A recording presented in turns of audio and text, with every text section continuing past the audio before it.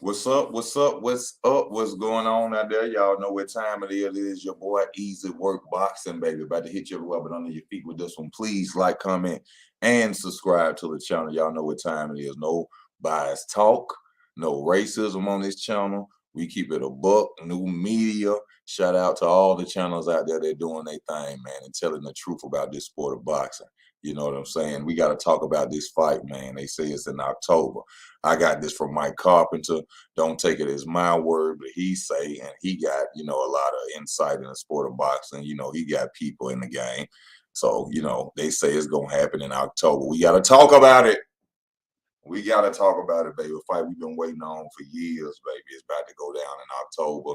Hey, whatever time it come, I don't care. I ain't going to say I'm there, but I will be watching that fight. I don't care if I got to do overtime. I don't care what I got to do. I'm going to be there. I got to see that fight. I'm fiending for it. You heard me? I'm like a junkie. You heard me? You heard me?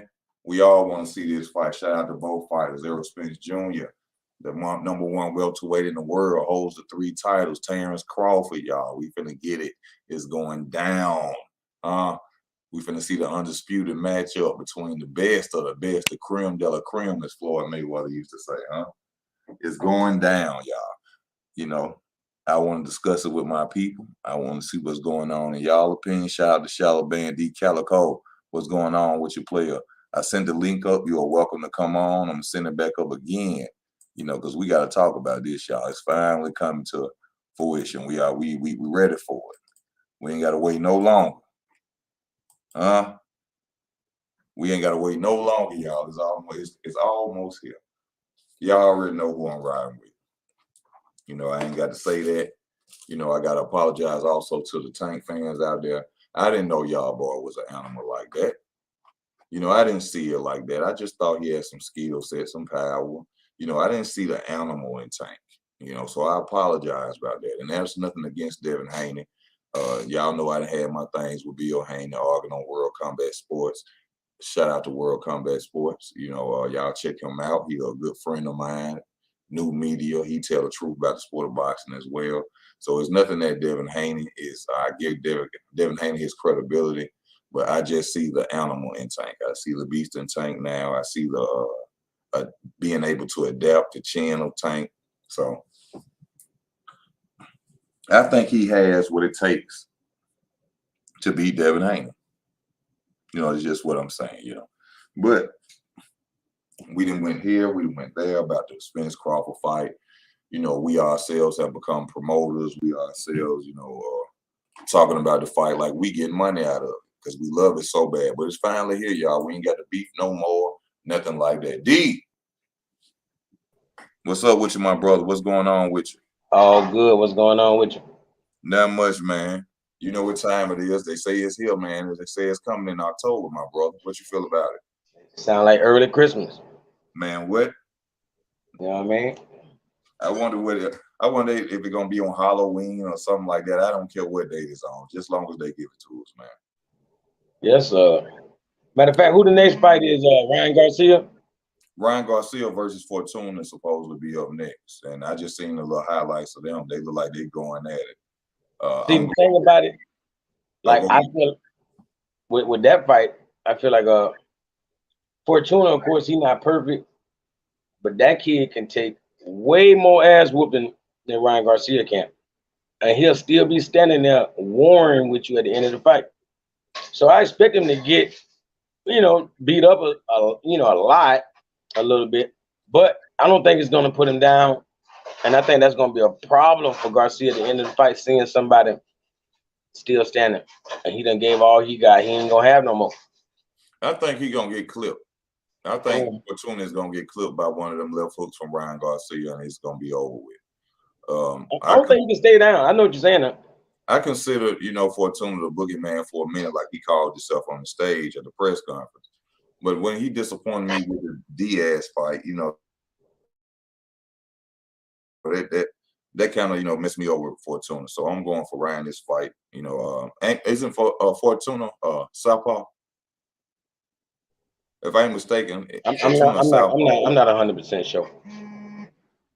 Let me go check something out. Look on here and see. I know he's not. He don't look versatile like that.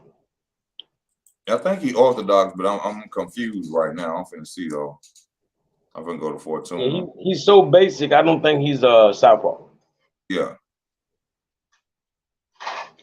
Because I see Ryan Garcia, but this is another southpaw. I think he's trying to get himself together to fight Tank. You know what I'm saying? So Javier, southpaw. Save the future. But what's been going on with you, D? I see the music you've been putting up, man. Let them know where they can find you at D Calico about your music and more. Yeah, man. You know, conscious brother right here, man. Know a lot about this world and more. So y'all need to check them out. Let them know where they can get at you at. Yeah, I appreciate that. You know, I mean, I got music everywhere, man. I got music on Pandora, on all them websites, Tidal, all of that, Apple Music and stuff. Okay. Like it's Calico I Know or Calico Bounce. Oh, he is a southpaw. You southpaw?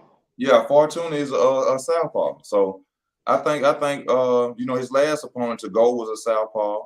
And then the thing about it, he's fighting black fighters that are southpaws with Ryan Garcia. You see what I'm saying? Mm-hmm. Mm-hmm. You know, I guess he said he trying to. But don't forget, he ducked this exact same fight for a long time. Yeah, he did wrong when he wanted to do the Manny Pacquiao exhibition. I think he ducked it for a reason. I didn't. So when I first heard the fight a year ago, I'm like, oh yeah, Ryan gonna beat him. Yeah. But when he ducked him and he came back and had a weak ass fight, I'm like, yeah, Fortuna could have beat him in that match right there. You know what I mean? Cause see, when he fought to go and he said himself after the fight, like it's other things, like I need to, take my time for a minute. He understood then if he couldn't beat to go, then Tank was gonna be, you see what I'm saying, too much. Now going against Javier Fortuna is an animal too, and now that I see he's southpaw, yes, Ryan Garcia is preparing himself for Tank, and Javier Fortuna is a good challenge, because to go didn't really have power.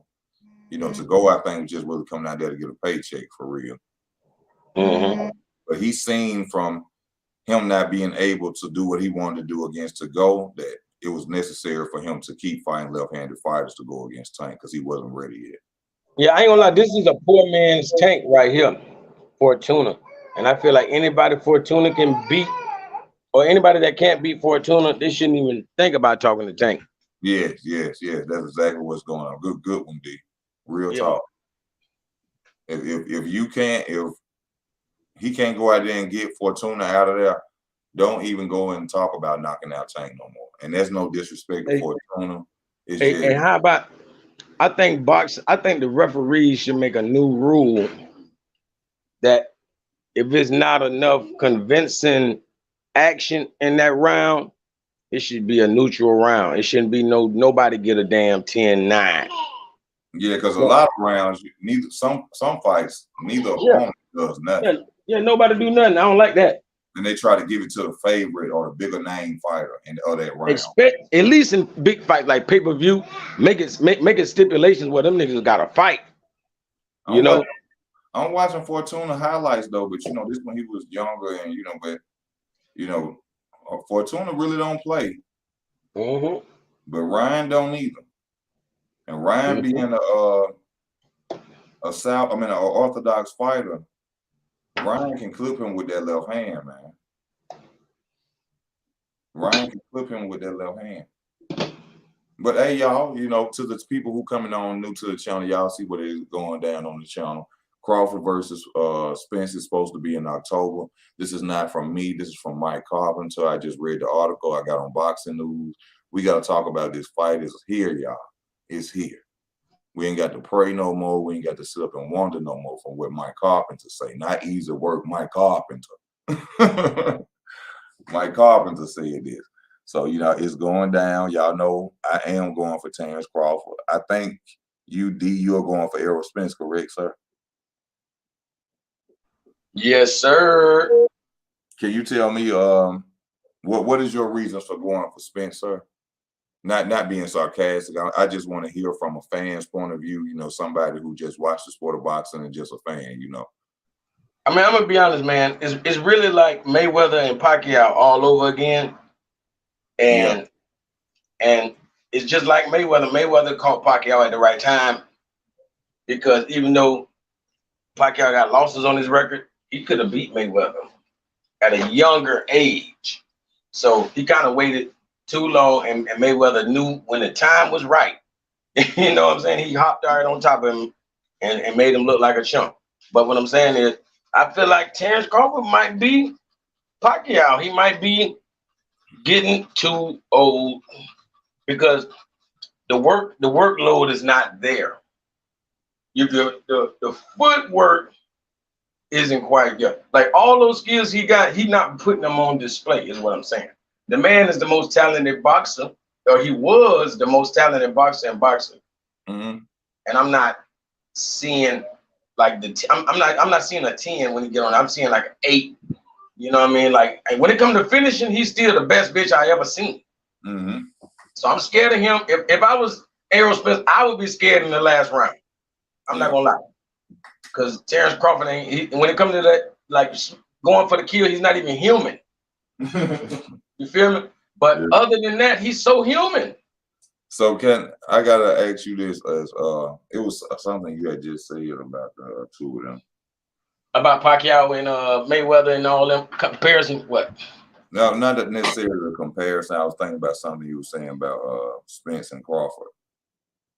I was trying to let you go and trying to let you speak on what you were saying. And I forgot what I was finna say. I forgot what I was finna say. But I know one thing I think about that I didn't really think about. I gotta give a shout out to Data Boy, one of my subscribers, for saying this. I really forgot about the size difference. You know, Errol Spence is a big boy, you know, for a welterweight. And, you know, that's one of the major factors that I'm thinking about. But throughout the time of boxing that I've watched, you know, I've understood that, you know, size doesn't mean anything. It's about the skill sets. But with a fighter with the fundamentals of Errol Spence Jr., with the tight, ducked-in chin and, you know, the fundamentals that he has, it's going to be very difficult to beat him. And the only fighter I can see beating him is possibly a Keith Thurman or a Terence Crawford. You know, a lot of people, you know, go into the resume of Errol Spence Jr., you know, I broke it down the best way I could. But, you know, at the same time, the fighters that he's beating doesn't have footwork. The two fighters at welterweight that he talks about that we have to wait until now, no disrespect to Errol Spence or nothing like that, but we have had to wait years for a fighter that can move around the ring against him. He said he hates Keith Thurman. He can't stand Keith Thurman. But Keith Thurman can move around the ring. Why hasn't he fought Keith Thurman? A lot of people gonna say this and that about Keith Thurman, but he fought Mikey Garcia. He fought Danny Garcia, and Danny didn't have a belt. So why couldn't he fight Keith Thurman? You feel me? Why Yes, sir. Yes, sir. You can't. I mean, you're in a sport where you can brutally beat up somebody you don't like. So I mean, you could have just gave him an opportunity. You could have gave him an opportunity and let him get in the ring with you, and you could have beat up Keith Thurman. Yeah, it's like Raleigh Romero and Tank. That was a 2-for-1. You got paid to beat up somebody you don't like. You know? That's the best thing. Yeah, that's super good. That's better than getting a check. Somebody talking crazy, and you can go out there in the sport and make more money off beating their ass. Oh, and what Tupac said. Well, tell him what Tupac said about revenge. What he said? I said, tell him what Tupac said about revenge. You know, I don't know what to say about Tupac, but you can tell. Hey. It's like the sweetest joy next to getting pussy. Yeah. You know what I mean? So shit, imagine getting revenge and getting paid for it. Yeah. It's like a nigga done killed your brother, and the nigga gonna pay you to go do a hit on that nigga. Like, bitch, I'm the hit man for that job there, boy. Oh, yeah. That's a good check right there. Yeah, it's a win-win. Certified check. But in this fight, well, we got to talk about one thing that's most important: the teams of these two fighters. You are nothing without your team. And I got to ask you this: which team do you think is the best of the two fighters. I mean, I don't know nothing about the snack team, but boy, let's be honest. This is what I was gonna bring up. We know who got the best trainer in boxing right now. You brought up the fact of age between Spence and Crawford, but I have to bring this up, and this is not being biased. This is no hate towards Spence. What about the alcohol? Because I drink myself, so I can't judge. Yeah, but he don't drink no more though. No, okay, he don't drink no more. But you think the damage is done? Damage is done. You know what I'm saying? Stop it, easy. So think about it. Crawford is a fighter that hasn't never been caught doing anything, drinking, or he just stayed focused, stay in the gym. So people are focused on the years of Terence Crawford, but his body is, I think, well more in shape and better than Errol, since Errol is known to drink. I mean, and the best thing about it is that he's never been in no war. He hasn't been in wars in the ring. Like we like to say, he ain't had no competition. You know, that's what I would say, but I'm gonna be more honest because everybody in boxing is somebody. So he's just never been in a he ain't been in that many wars. So he's really fresh. He's really fresh as a Jerron Ennis, if you want to be honest. Yeah. You know what I'm saying? Because Spence ain't been in no wars either though. Nah, he been in wars. I'm talking about even if it's just for a look, bro. First off, Kell Brook was a war until he got him out of there. That wasn't no more. That was an injured Kell Brook coming off a Triple G eye socket. It wasn't fighting. No, come on, you don't even say that about when Terence Crawford fought him.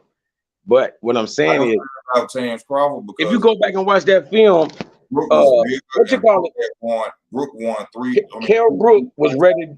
Kell Brook was ready to die in that ring against Spence for his belt. He's a champion, man. That man was ready to, just like Ugas.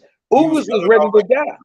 He was coming off. Kell Brook came off an injury. He had just fought Triple G with the eyes. I know, but I'm saying he wasn't squinching and balling away from no pain. That man was right like Ugas. You couldn't tell Ugas had broken ribs. Only thing we thought he had a bad eye. Man, Ugas could have died in that bitch. Ugas was stupid. He was willing. He was willing to for that belt that he won from Pacquiao. Boy, he was willing to die for that bitch. Boy, for Cuba. You know what I mean? Was stupid as hell to sit there and be a punching bag and take all that punishment and stand in front of I agree, but it's like, I ain't gonna lie. I don't know what they told him to psych him out, but he looked at it like he was fighting like it was his mama. Like, nigga, I don't give a damn. You're gonna have to beat me all day, nigga. You ain't finna get to my mama, nigga. That's the type of shit he was going with, man. I ain't lying. Let's talk about the staggering of Errol Spence Jr. in that fight, getting hurt multiple times by Ugas. Look, I feel like that showed he showed a lot of grit, because if you turn sideways and give a grown ass man a punch at your jaw and you don't hit the ground, nigga, you good, boy. You know why they gave him that punch? Because he knocked his mouthpiece out. Yep. He did. Now, I'm not gonna lie. Before that was a better punch than the free punch.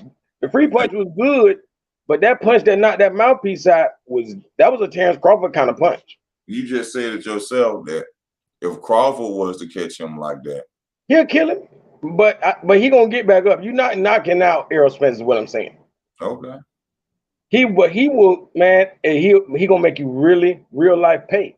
Terence Crawford, the only person I think that can really make you pay. Maybe Jerron Ennis, but he's not proven. But there's nobody else that will make you pay. Keith Thurman. Like, no, nobody. I ain't gonna lie. Keith Thurman is a bad man, but he ain't got. Nobody has what Terence Crawford had. But see, I think that Errol beat Keith Thurman for one, because Keith Thurman do this one punch that pisses me off with him, which I'm not a boxer, so you know what I'm saying. Keith Thurman, but like, you need to shut the hell up because you don't know nothing about boxing. But Keith Thurman threw this he throws this jump in left hook. And if he tried that against Errol Spence or Terence Crawford, he gonna get knocked out. Going to bed. I know what you mean. He gonna get knocked. He do it all the reason he can't beat Errol, because he ain't got the body. He can't take the body punishment that Errol gonna give him. And the thing about him and Crawford, I feel like he'll win the first 6 rounds and lose the last 6 rounds. I really think it could be crazy like that, because nobody starts a fight off like Terence Crawford. Not Terence Crawford, my bad. No, Keith Thurman. Nobody starts now. Errol is the only guy that does it for 12 rounds. But what I'm saying about Keith Thurman, nobody can do what he does in the early going. Nobody can match. I like what Keith does. He always used to say this. He gonna come out and he gonna try to. He'll front. I ain't gonna say he'll front runner because Keith Thurman always been in shape. He always lasts 12 rounds. But Keith Thurman, he come out and he get his rounds first. He get up on the scorecards. Yeah, he'll wait for a minute, let you come. Like he said, you give me, I come with offense, they come back, I go defense.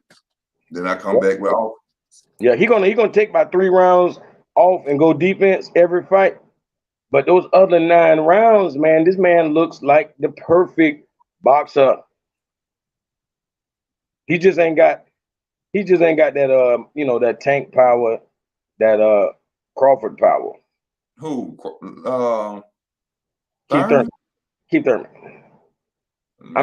By him not getting Mario Barrios out there, that said a lot, man. I ain't gonna lie. Mario Barrios was a Mexican fighter that came up to another weight class. Yeah, I respect Mario Barrios now because he really, he's bigger than that weight. No matter of fact, Keith Thurman went up. Right, he went up in weight to fight him. No, Mario Barrios went up to 147. Oh yeah, okay. Because Tank went up to fight him. Now he went up to fight Keith. Okay, that makes sense. Yeah, he went up to fight Keith Thurman. Oh, he moved up to that weight class. I guess 140. I really want to see Keith Thurman fight again, man, because what he did against Mario Barrios, like I say, those first 9 rounds was like immaculate. It was almost like he had to take his foot off the gas or murder the man. You know what I mean? He started showing a little sympathy, and the little kid started fighting back on his ass. You know. Well, Keith Thurman need to get it together because right now the undisputed fighter is on his way, baby. And that's exactly what I'm talking about. Double Z Rhodes. Shout out to you, Double Z Rhodes. Thurman versus Bouts would be a great undercard fight for Spence versus Crawford. That will be a sellout pay-per-view. Thurman versus Bouts on the undercard. Can you just imagine that, D? Mm-hmm. But do you know people will really you will call off work that day to watch this fight. You don't even want to be bothered. You know what? I don't even want to go to work day to be bothered. I want to sit back, barbecue, and prepare for this fight today. That's what I would be willing to do. They better not have me working on Saturday and this fight happen. Hey, I ain't gonna lie, we might have to tailgate for that. Would that be the first boxing match we have a tailgate for? You ever treat that bit like a football game? Man, it's like a football game. I mean, it's like the Super Bowl. I'm not going to work that day. I'm not going. I got to watch this. I already know. It's like a religion. It's like a holiday. You know, a whole full day of comfort to get ready for this fight. That's what I want. That's what I want. What about that female that Clarissa Shields gonna fight? Like the Marshall girl, they say she beat her in the amateurs before. Yeah, I know. That's why I brought it up because she beat her in the amateurs. They won't let it go. They riding that in the dirt. That's just like what's his name? Danny Garcia beat Terence Crawford in the amateurs twice. What does that matter? You feel me? The amateurs, them little 3 rounds, you did your thing for 3 or few rounds, and you feel like you could hang with a champion in 12. Don't play with me. Oh, that boy, I know what you're saying. It is going to sell out without Bouts versus Thurman, but that will even sell it more. That will sell it more. You got 2 of the welterweights, all the 4 big name welterweights out there right now on the same card. That would be amazing, man. People wouldn't mind paying pay-per-view for that fight. I wouldn't mind paying pay-per-view for that. Y'all know I need all the money I can get. But that's real. But that there, put it like this. If your neighbor say, hey, I got the fight, man, everybody, I need $10 from everybody. You gonna be the first nigga with your $10, $20. I already know. Right there. Yep. Go my way to the store, get my beer, and come sit down and turn my phone off. I don't even want to be bothered. Don't call me. I don't want no interruptions of this fight. Yes, sir. I don't want no interruption. Should AJ and Wilder have gotten with Derrick James? No. No. I want to come on, but I'm cutting the hair. NBA Summer League players paying. Tough NBA Summer League players. Oh, they out there in Las Vegas? Well, hey, my nigga, you got to get that money, Data boy. We'll catch up. We'll catch up, my brother. Everybody been saying Spence versus Crawford gonna happen, just like they've been saying the new fight game gonna come out. Yeah, that's true. And I also seen that new fight game. Fight Night Champion got to come out, bro. If it ain't Fight Night, I don't want to see it. Fight Night was beautiful. You understand me? Come on, the video Fight game? Night, man. Fight Night used to have your fingers hurt. Man, I love it. You ain't lying. I love the Fight Night. That was like real fighting. Fight Night Champion is the best boxing game that was ever made, man. Yep. It beats all the other fight nights. Fight Night Champion is it. EA Sports need to make another Fight Night. That's what they need. All this, because see, I'm seeing the new game, and they fighting like the old Tecmo type shit. Yeah. They fighting like the old Fight Night. I don't want to fight like that. I want to fight like it was on Fight Night Champion. That was the best. You can counter. You see what I'm saying? Yep, exactly. It was beautiful on Fight Night. That's not just no rock'em sock'em robot shit. Yeah, that stupid. No, I don't like that. No, that's obsolete style they got coming out now. Y'all know that style old on that ESPN game. No Fight Night. If it ain't Fight Night, we don't want it. Man, I ain't gonna lie, man. What it is, especially since we got more of a chance to do it on the underground level. Like we always saying, niggas need to form their own basketball league, own football league. We need to form our own boxing association. And it don't gotta be professional. It could always be amateur or pro-am. You know what I'm saying? Because we'll go watch our amateurs fight. You know what I'm saying? You tell me the best brothers in Alabama is boxing each other, bro, I'm there. Yeah. I'm with that. I know that's some good action. You know what I'm saying? We gotta start organizing. People got too much clout on YouTube and all this shit not to organize something. Yeah. It's like saying, hey, if I had 100,000 people follow me and I say, hey, we're gonna be down here at the Philadelphia gym, you can get the live stream for $10, or you can goddamn come in the building for $20. You know what I'm saying? Like, I got your Spence fan brother on here, that boy. He say, easy, I got Spence all day, the eye collector. Now he calls Spence the eye collector.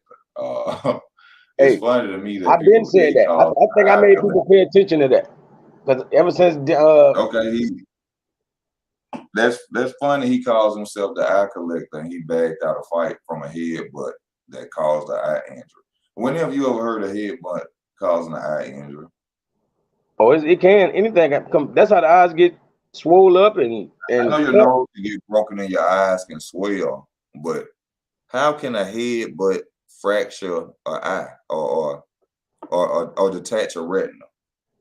He was already on the verge. He was already there. A headbutt detached the retina. That's like an elbow. But he was hitting the nose. Hey, a headbutt to the nose detached. Well, we can't. Like, I ain't gonna lie. It's just like football. When you see a player get hurt, it don't be that one hit that did that. That boy jumped out that fight because that man was gonna be jumping all around the ring. That's why you'll see people get hurt with no contact. They'll just be they'll be running and then fall down. Yeah, that shit from last weekend. He didn't fight Manny Pacquiao because Manny Pacquiao was gonna be jumping all around in different angles, and he wasn't. He would have beat Pacquiao ass, man. That shit would have been sad. That would have been the worst ass whooping we ever seen. It would have let us know Pacquiao must have been on drugs or something. They must have loaded him. It would have exposed Pacquiao. What you mean if he was? I ain't gonna lie, he got exposed by Ugas. Ugas beat his ass with one arm. Who, Ugas? Ugas was slapping his ass all around the ring with one arm. It's like a grown man versus his son. I'm talking about, and his son just won't shut the fuck up. That nigga was running all around the house on his ass. Pop, pop, pop. One arm. Boom. Shut up. All right, hold up. I got Double Zero saying, even though I know Ryan gonna win, you will be surprised if Fortuna knocked out Ryan.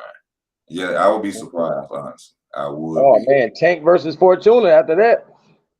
Oh yeah, you know that's gonna be next. Like they trying to find anything Anybody besides fight Tank. the competition with Tank. Yeah, they don't want Tank to really fight a boxer. They want him to keep going in there with fighters because a fighter can't beat Tank.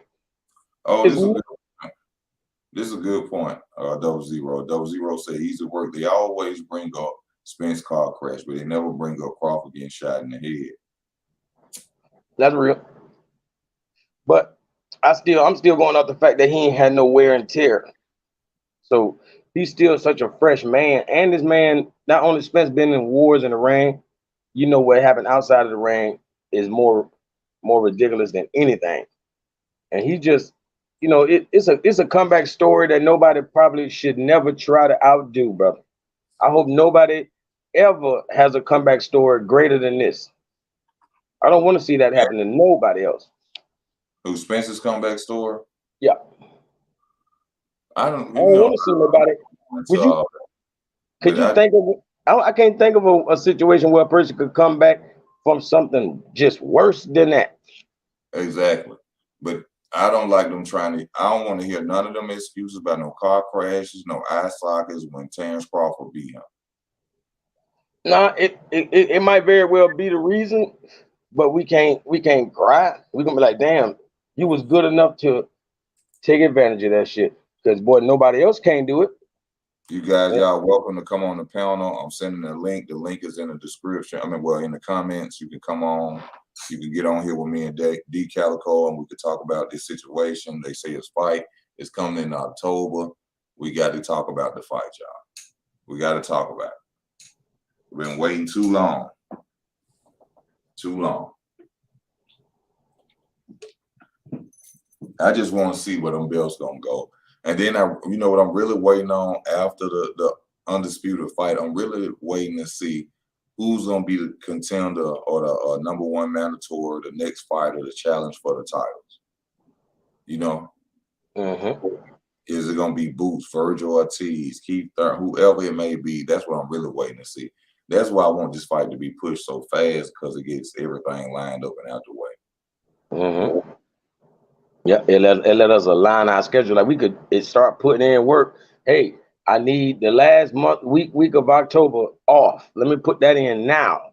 Yeah. You feel me? For real. Because the nigga ain't taking no for an answer. I don't care who don't show up to work. I'm not showing up either. This gonna be this it. If you need me, call me in early. This is it right here. It's going down, y'all. We finna get it. So I'm just happy to see it. I know Crawford Crawford. That's the Super Bowl though, man. That's the Super Bowl of boxing, because these other undisputed fights didn't even seem like Super Bowls. This fight is gonna be like Hagler versus Hearns. Yep. I think Crawford is gonna make the Spence fans mad. They expecting a rock'em sock'em robot, and Crawford is gonna outsmart the hell out of Spence and beat him. That's what I'm expecting. I think he has to have more of a volume than Spence. And I don't think there's nobody in boxing that can have more of a volume than Spence. Yeah, Spence got a good punch rate, punch output. He comes, he delivers. One thing I know about Spence, if for the first 3 rounds, if I see Spence dictating the fight, then I feel like the fighter already lost. It's already over. Yeah, real. Because if he don't have to feel you out, you in trouble. You're not even. This is not chess. This is checkers at that point. You feel me? That jab, that long jab, creates a lot of problems for fighters. I ain't gonna let that jab is his thing. No matter who he fighting, that jab is gonna be key to victory. He has a good jab, tight, and keep that head tucked in tight. His fundamentals is so perfect. That's why I like him. You know what I mean? Like, a guy would just have to be too fast, too quick, and a great volume puncher in order to beat him, which is the old Terence Crawford. You have to catch up. Actually, in my opinion, too, you would have to catch Spence opening up because he's so tight with his defense. You have to catch him when he's giving off his offense. Yep. You got to stand up to him like a king, like a grand champion. You know, he's a dangerous fighter, strong dude, big dude.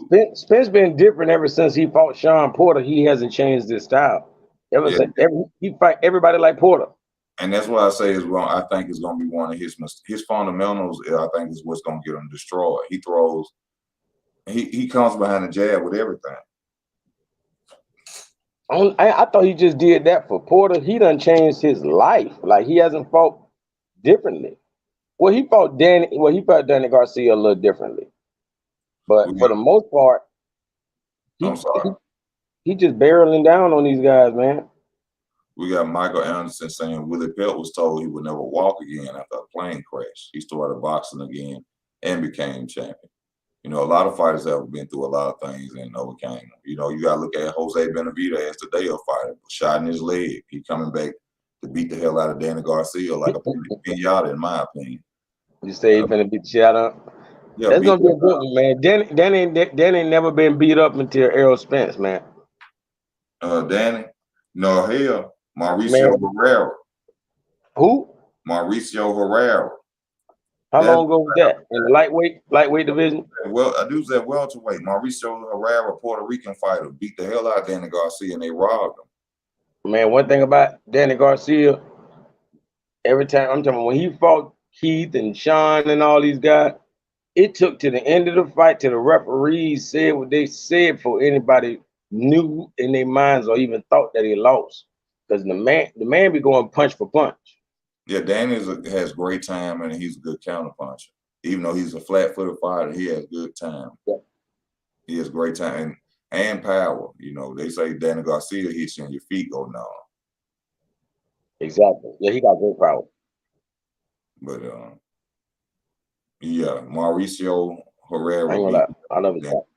He beat the hell out of Danny Garcia. This is an old fight. Well, just check it out.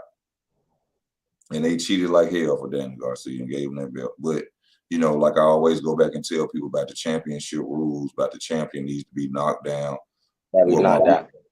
Mauricio embarrassed the hell out of Danny Garcia in his home country, Puerto Rico. They fought in Puerto Rico? He fought in Puerto Rico, and Danny got so that's the only reason he won, huh? Danny got beat the hell up. But I think that's why I thought Devin Haney was going to lose because of Australia shit. But it ain't over, though. That rematch, I feel like they're going to try to rob, bro. Mauricio Herrera, if I ain't mistaken, is Puerto Rican, too. But where rematch you talking about, Devin Haney? Yeah. Oh, they're going to rob the hell out of Devin Haney. Yeah, they're going to rob him. They ain't want to give him the last one. Cambosis is training just to make the fight look close right now. That's all he got to do. That's all he got to do, look close, yep. That's all he has to do, and they're going to rob the hell out of him. And they told him, I know they told him, like, why would we rob him the first time? He got to fight you again. No, we're going to do it in a rematch. And this time, they can say, well, it was a 2-fight deal. I don't have to rematch him. I'm not going to rematch you. Exactly. And guess what? Guess who's going to show up all of a sudden out of the war, out the trenches? Lomachenko. Oh, yeah. Yeah, Lomachenko, so he can take all the belts and get all the glory that they've been giving him for no reason. Lomachenko going to show up. Oh, Cambosis versus Lomachenko. So Devin Haney, my brother. The great Ukrainian hope. I ain't going to call him the great white hope, the great Ukrainian hope. Devin Haney, go out there and knock his socks off. You got to knock that boy out next fight. Man, I ain't gonna lie. Tank is our only hope because Tank can end all of their careers. I'm talking about Lomachenko, the guy in Australia, Cambosis. Man, Tank would end their career, man. But see, we gotta get Tank to fighting these people. You know, I think Tank waiting on, you know, Fortuna fights, and you know, Tank got to give us what we want. I gave Tank a lot of credibility in that video I made against him beating Devin Haney. You know, Tank is an animal, but Mayweather Promotion talking about with it, he gonna fight people in the inside of Mayweather Promotion. Ain't nobody over there to fight. Y'all ain't got no fighters over there that we care about. The only fighter y'all got is Tank. Yeah. That's wrong as hell to keep that man stuck inside Mayweather Promotion, man. Yeah, don't do him like Adrian Broner, man. That shit was weak as hell. Man, let him get out there and go and fight the real guys. I got World Combat Sports coming on to the channel. World Combat, what's up with you, my bro? Yo. Easy work. What's good, brother? Salute to the other brother on the panel. What's your name? Salute, brother D Calico. D Calico, man. You know what it is. What's up with you, man? You see they saying this in October. Not my words. Mike Carpenter said it. I seen it in the article. But what you feel about it finally coming, man? It's looking like November. I don't give it any other except looking. You're looking. I'm looking for $1 million. I ain't finding I feel you on that, bro. Me too. But, you know what I'm saying? I mean, it's just looking, bro. So I'm keeping faith in it. I'm not being absolutely negative, but I do have a good vibe, man, that the fight is going to happen in November. I don't know why we don't have a date yet, but come on, hook us up, man. That's what I'm saying. What's taking so long with this date? I mean, what's the negotiation? Why they can't just agree to something real quick and come on, just give us the date? That's all we need. This is one of their career's death date, man. Yeah, it is. It is. I mean, I do believe it's a death date in there somewhere, though. I do believe that. That's a good question. I mean, like, what do you think their careers will go after if either one of them lost? You know, do you think it'll go down, up, or what do you see happening if Spence lost or if Crawford lost in this battle that's coming up? Well, this is the way I see it. From what Terence Crawford has accomplished this far,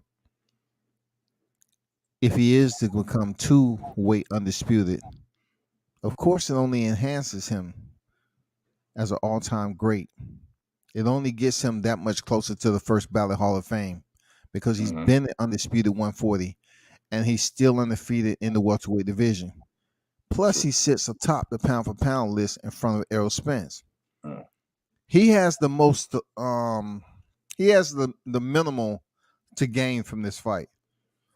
If Errol Spence loses, or Errol Spence wins, he has the most to gain because Crawford is, above him on the pound-for-pound list. Yes, he's been undisputed before. He's going to get that appraisal.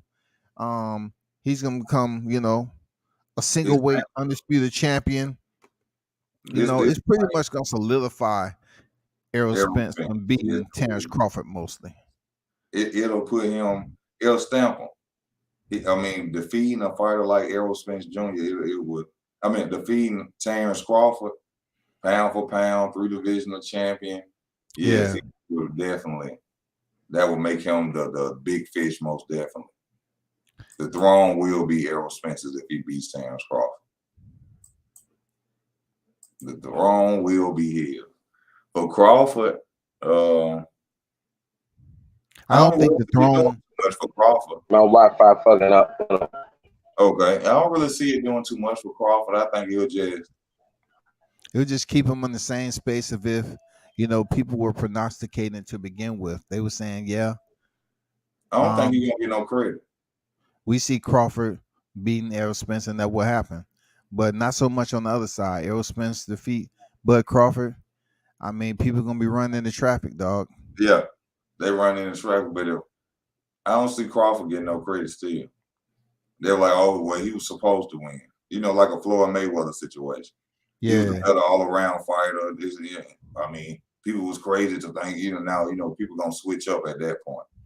But I don't think he's gonna get any credit for beating Spence. I think they're gonna look at it like, well, he was supposed to. He's but Spence will gain most definitely. Spence is shot in the superstardom. He will be on the back of milk cartons, buses, cereal boxes. I know if Crawford beats Spence, I think he's going to get a lot more exposure from more sponsors than we haven't seen around boxing, because it's on the back end of his career. So they'll pretty much glorify him for a bit. And let's not forget, he did say he had one more fight. He had 2 more fights in his career. So this is going to be that one fight and him moving up to face somebody at 154. Yeah. And that'll be great seeing him leave out on top. But in this sport of boxing, you never know. But for him to challenge himself to go up and Jermell Charlo is deadly. Let me just say that first. I'm not a Charlo fan to the fullest like that. You know, I rocks with them. I don't like their character outside the ring, but I give them full credit for what they do in the ring. Jermell Charlo is dead. For you say Jermell Charlo is what? He's deadly. He's dead with you? No, he's deadly. Like he's lethal. Yeah, for sure. Yeah, I agree. That's big Charlo now. God damn it, that's big Charlo. That's the big Charlo. He ain't nothing to play with. So if Terence go up there and challenge himself, and he was to win that, and he leave the game like that, man, that red carpet treatment for that boy. But that's a challenge, man. Yeah, man. Charlo is no pushover.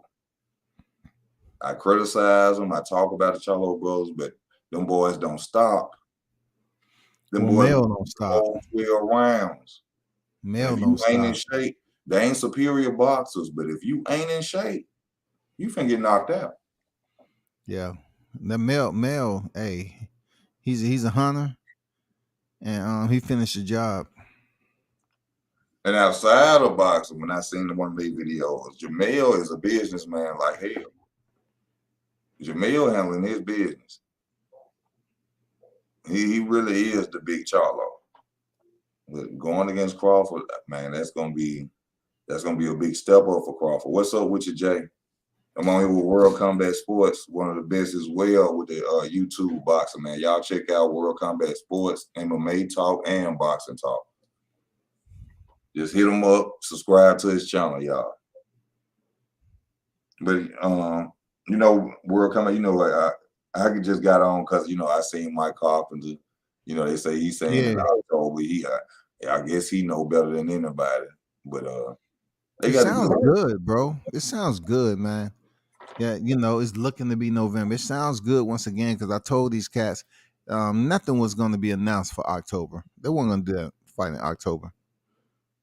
I mean, yeah, October is really like a dead month. You know, like nobody. Now, you got the MLB going on in that month. You know what I'm saying? Like I would have loved it to be like Thanksgiving.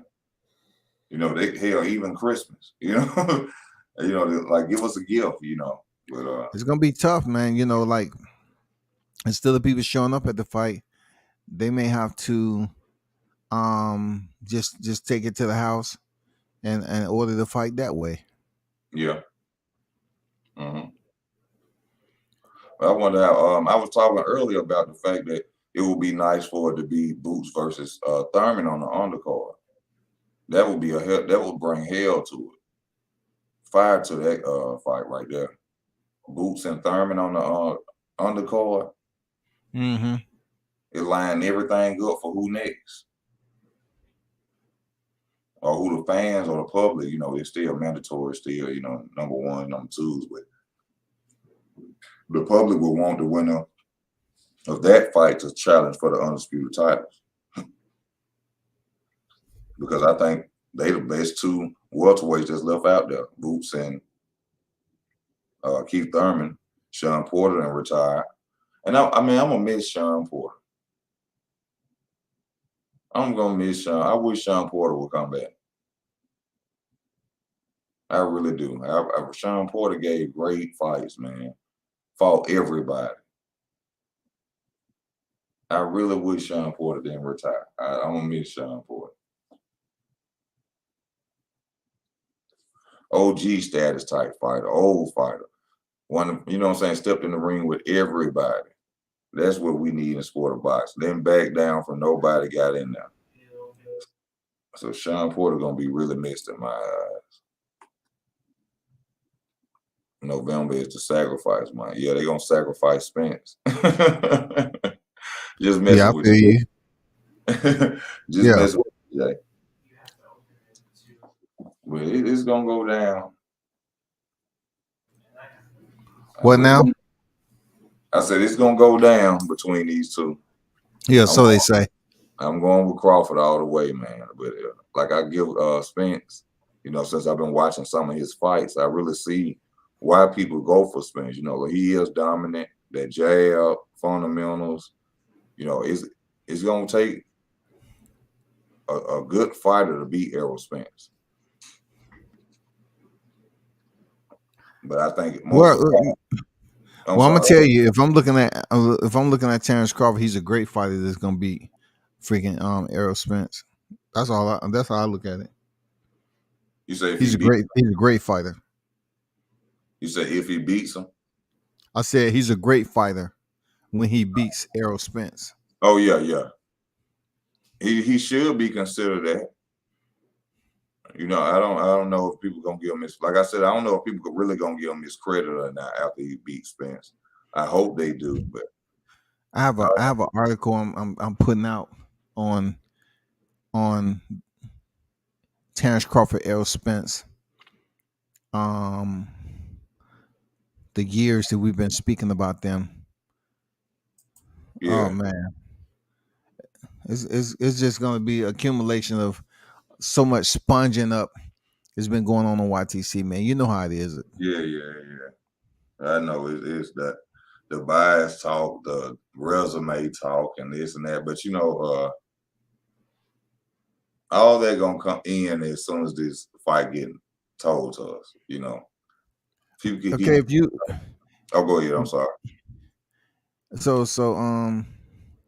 JSCRIV said Porter don't have a good jab, but he got on the inside of Crawford repeatedly. So what do you think Spence gonna do?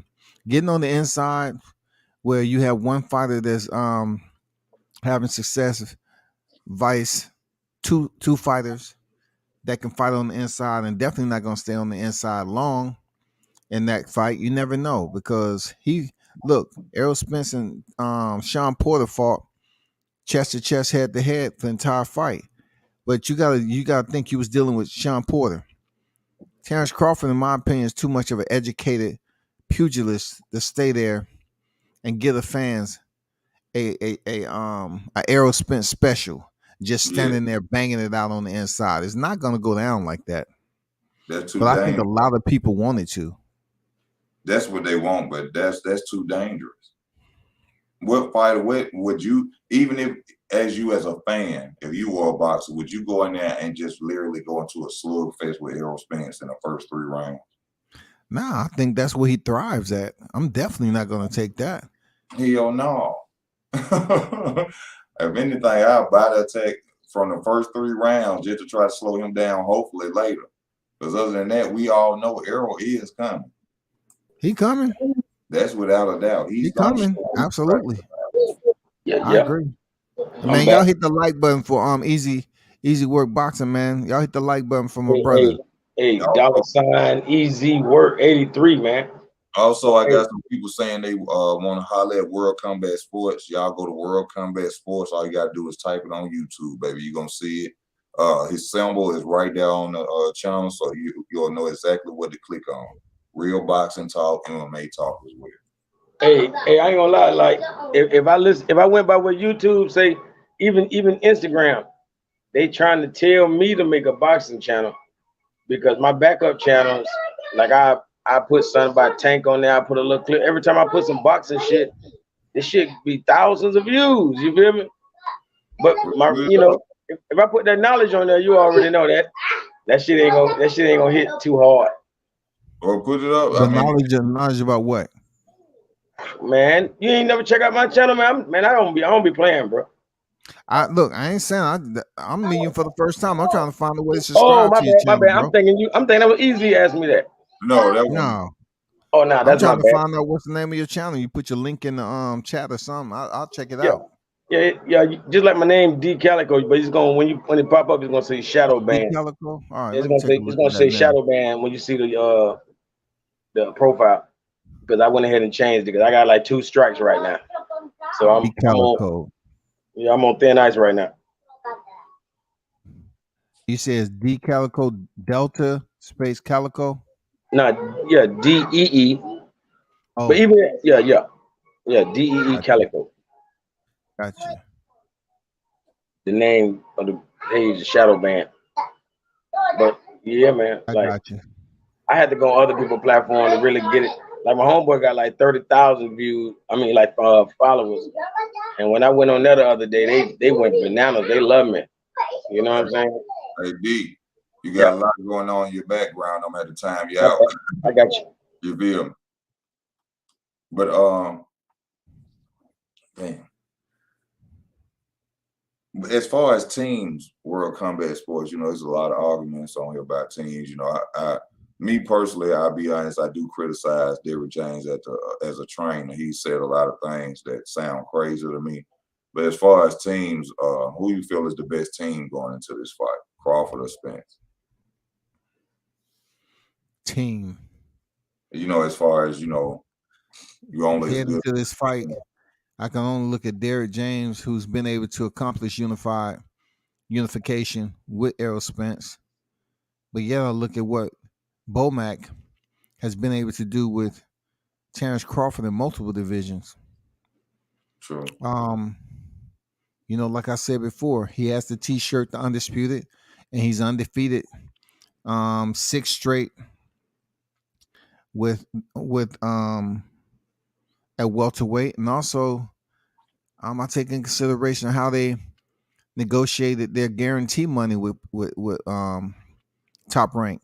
Mm-hmm.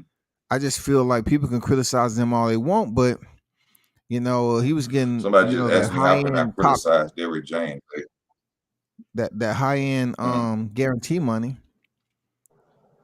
I don't know. I still lean with Terence Crawford then, because with DJ's not even training Spence on a full-time basis.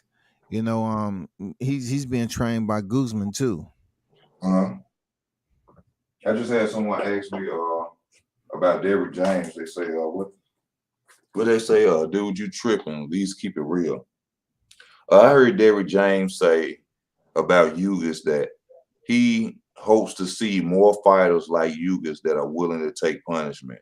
And you are telling me that I'm wrong for criticizing a trainer who said some stupid shit like that?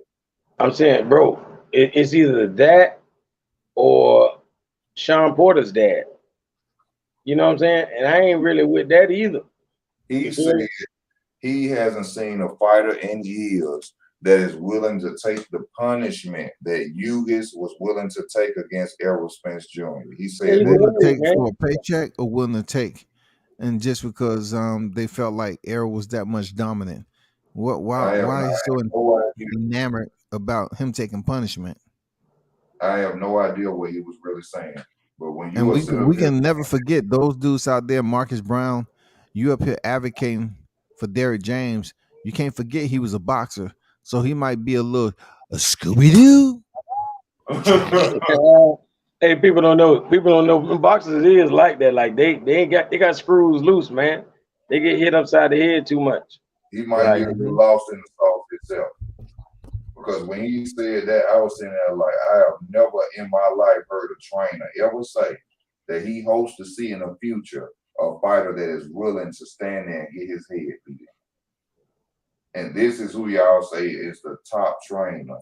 But I believe that he just ran across 2 good fighters that could fight that came under his umbrella. Because to say that right there, this dude is crazy.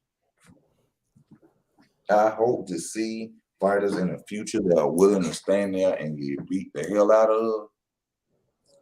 Well, damn. That's puzzling. So that's especially coming from a black trainer, because the black trainers usually teach the black fighters to hit and not get hit. That's the way it used to be, but I guess that's changed, man. Well, I got King Morgan coming on. I'm gonna tell you what makes Spence scary. Spence, the way he beating people up, it's like a street fighter that all these guys learn how to box so they can beat a guy like that. But all of a sudden, they can't beat a guy like that. You know what I mean? I got King Morgan coming on to the, I guess this Marcus Morgan, the guy who's in the comments. How you doing today, King Morgan? Welcome to the panel. What's going on, bro? Tell us what you feel going on. I think the Derrick James thing, I understand. First and foremost, I definitely understand what you mean by what you said. Like you said, who would say they want a fighter just to get extremely punished? I think that's more coming from his background, as in he was a boxer. So he probably want to see somebody else. Oh, you echoing. Bro, you echoing. Hold on, let me turn something off. Yeah. Hold on real quick. Okay. Hello? Yeah. Is that a little better? Yeah, that's better right there. Okay. I just think he more meant like Sean Porter dad. He threw the talent. Like I think he even robbed Terence Crawford. Now we all know what Terence Crawford probably was going to do to him 100%. You know what I mean? Exactly. But I think it would have been better for it to happen because I don't think his son, he wasn't out of there yet. Now we know he probably would have been. You know what I'm saying? But he wasn't out of there yet. I think that was stopped too soon. So I think what he's saying is using that. And you know how they kind of play back and forth against, they throw shots at each other. I think that was probably more hinted towards Terence Crawford and team as in them getting a win over Sean Porter without actually taking it. As in Ugas, he got beat up so bad to where, and he just still had the heart to continue. That's more what I think he was meaning by it. Instead of quitting, you go out on your shield. I can understand it from your point of view of what you're trying to say with it, but he didn't explain it like that. He said it like getting your ass whooped was good, or you want to see more fighters take that type of punishment. Can That was the we way he play the just audio? broke it down. I don't know because they strike you about anything. I'm not gonna go to the audio, but they'll strike it. I ain't trying to have that happen. You hear? Yes, sir. I think I like how I think me personally, man, I think I know that you guys are really y'all mess with Terence Crawford, but I know y'all are real enough too. Y'all still give props to everybody, you know what I mean? But me personally, I think I don't think Bomac's just that good. I don't think he's that good of a trainer. I just think he got a once in a lifetime talent in Terence Crawford, and Terence Crawford is just so loyal to where he done climbed up so high and just kept the team he had. I don't think Bomac's like that. Like I say, even if you watch the fights, Bud, and it credits Bud because his IQ is so high to where even if you watch the fights, if you notice in the corner, it be Bomac asking Bud a lot of stuff. Or if you see this, do this, or if you don't feel like it, as in Bud's IQ is so high to where, you know what I mean? What about Jamel Herring being trained? Jamel Herring became a better fighter dealing with Bomac. Yeah, but what I'm saying is when push came to shove, the biggest fights, he didn't do nothing. I mean, what you mean against Shakur? Shakur is just a superior. Yeah, Shakur just another level. But I mean, when you just look at the rest of the guys he trained, I mean, I don't know, man. I just think Terence Crawford he's a once in a lifetime guy, and he got lucky. Not lucky, but he was in the best position. And again, Terence Crawford is so loyal to. That's why I think he even stayed with Top Rank so long. You see what I mean? When everybody was saying go to PBC, I think Terence Crawford is one of them cats that where if I came up with you, I'm with you. You know what I'm saying? Until you really burn your bridge, and I have to say fuck you. You know what I'm saying? Yeah, but then also on his side, a lot of people just focus on Bomac, but it's actually just not Bomac. Terence actually got like two more trainers. Bomac is just a lead guy. Yeah. He the face. You know what I'm saying? Yeah. He the but face. He got like 2-3 other trainers. But honestly, man, I'm riding with Spence on this fight, and I think I'm gonna be honest, man. Like off of watching Bud last 5-6 fights, honestly, man, and I know it's gonna sound crazy. I don't even think it's gonna be a. I don't even think it's gonna be a good fight. I think Errol gonna stop him, man. Hey, but I ain't gonna lie, it's so dangerous. And I'll even break it down when it's my turn again. I'll even break it down to why I say that, not like on some just out of nowhere, just thinking that. You know what I'm saying? Okay. Respect. Everybody got a right to their opinion. Oh, for sure. Yeah.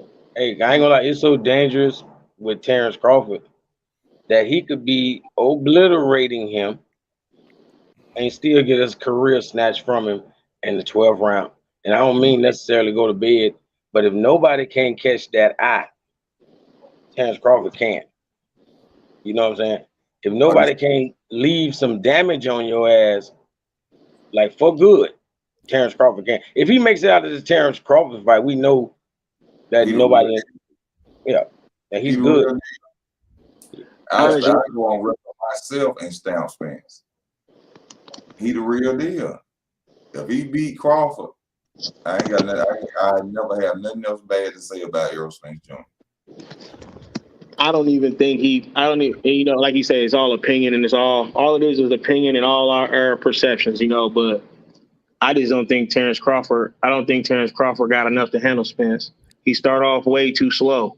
I think if you let Spence get a couple rounds in the bag, and once he that work rate start start going, it's gonna be tough because, like you say, Crawford ain't gonna just try to sit in there and bang with him. So now you trying to pop shots and pick shots from a guy with a high guard, and everything is behind that jab.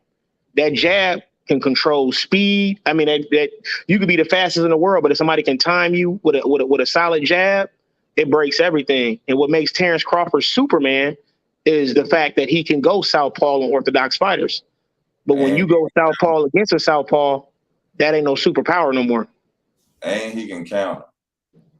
Terence Crawford's jab isn't bad at all but either. His best counters come from when he's fighting an orthodox fighter, when he's in a southpaw position. Errol can't fight going backwards. You gotta think about this. Errol has no head movement, can't fight going backwards. Look, I really hope that Errol Spence displays that same aggression and volume that he had against Yordenis Ugas, Kell Brook, you know, Sean Porter. Because with all that together, I still believe that Terence Crawford's IQ is much higher in handling that onslaught of punches or whatever Errol Spence has to offer. Because we can celebrate his jab. Yeah, he doesn't have a stellar jab, absolutely. But I have to credit Terence Crawford has a very punctual jab himself, and also his distance gauging to handle the forward aggression of Errol Spence. He has very astute countering ability to make Errol Spence pay by coming in trying to dig to the body, shoot those slick uppercuts. I think Crawford will break Spence down over time, especially if he given that forward aggression. I think as an overall fighter, I give an A+ to Terence Crawford.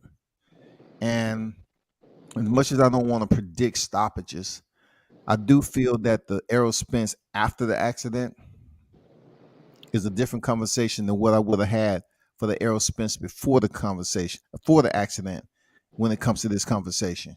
Yeah. I think that Errol Spence before was somewhat like a boogeyman. You know what I'm saying? He looked much stronger than me. But this Errol Spence after the car accident, you know, him being stopped is going to be a accumulation of a lot of things, man. That's all I'm saying.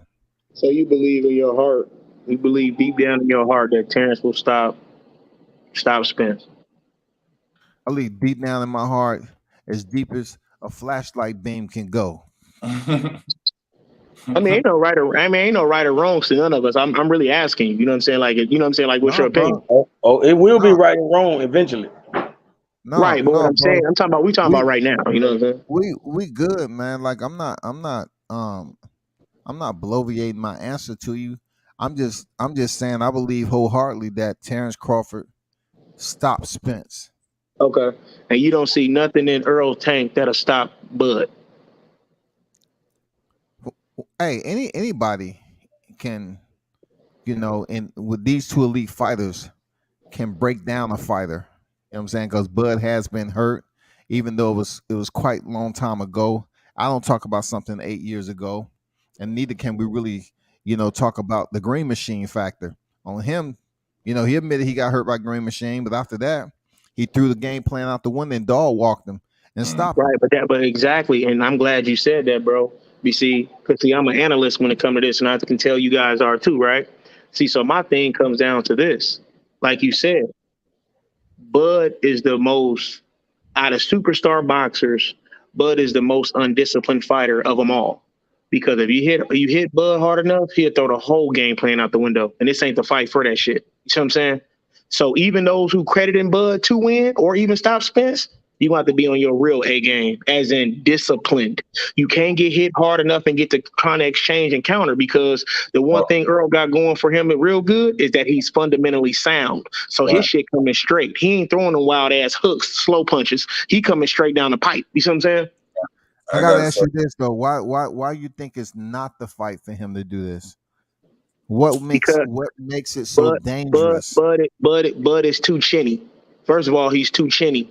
He get hit harder. He get hit hard enough, it can be a wrap. Second of all, Bud work rate ain't as high.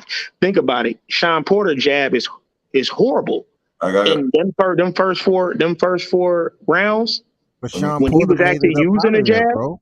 listen, when he was let me using the jab in the first four rounds, when he was using the jab, it was difficult for Bud, even out of Bud's mouth. You see what I'm saying?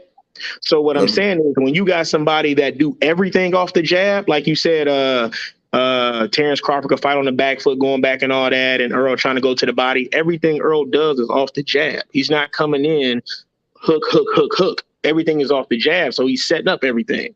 It's harder to counter that.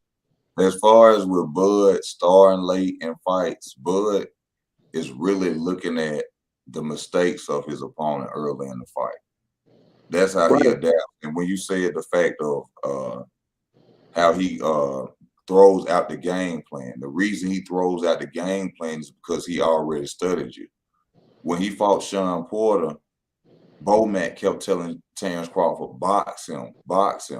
But it's too difficult to box a unorthodox fighter like Sean Porter, because Sean Porter is just basically a brawler.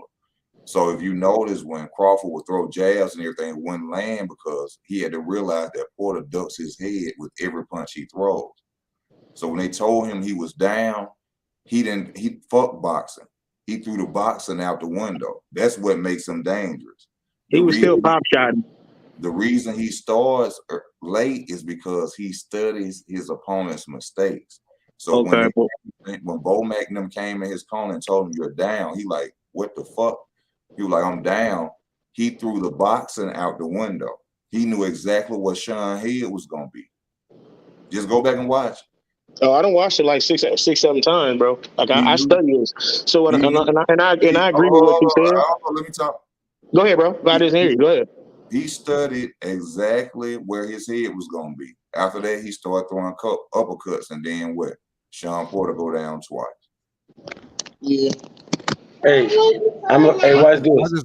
I just look at Errol Spence as being one of these guys that can systematically break his opponent down, and he just isn't that tyrant of a stopper than people give him credit to. I know he loved the hashtag man down, but he didn't stop Mikey.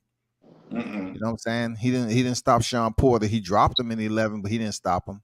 No. He didn't stop Danny Garcia. So therefore, I don't even know. I have no idea why the conversation tends to show more attention in the conversation with Terence Crawford when it comes to stopping him. You know why? Terence Crawford is arguably the toughest opponent he'll be in the ring with, and it makes no difference who's been touched, who's touched him. It doesn't make a difference, because look, we can equal that up against how many times Dennis Ugas touched Errol Spence in the last fight. True. Right, but Ugas is probably a better fighter than everybody. At the Ugas that Errol fought right now, at the time Errol Spence fought him, who was better than any welterweight that Bud fought? Like we got to be honest too. It's cool if we pick sides. Like we could listen. We could talk shit about we could team up and talk shit about Errol Spence too. Like just because I'm going for Errol, like I'm a realist. You see what I'm saying? Like when we give Terence all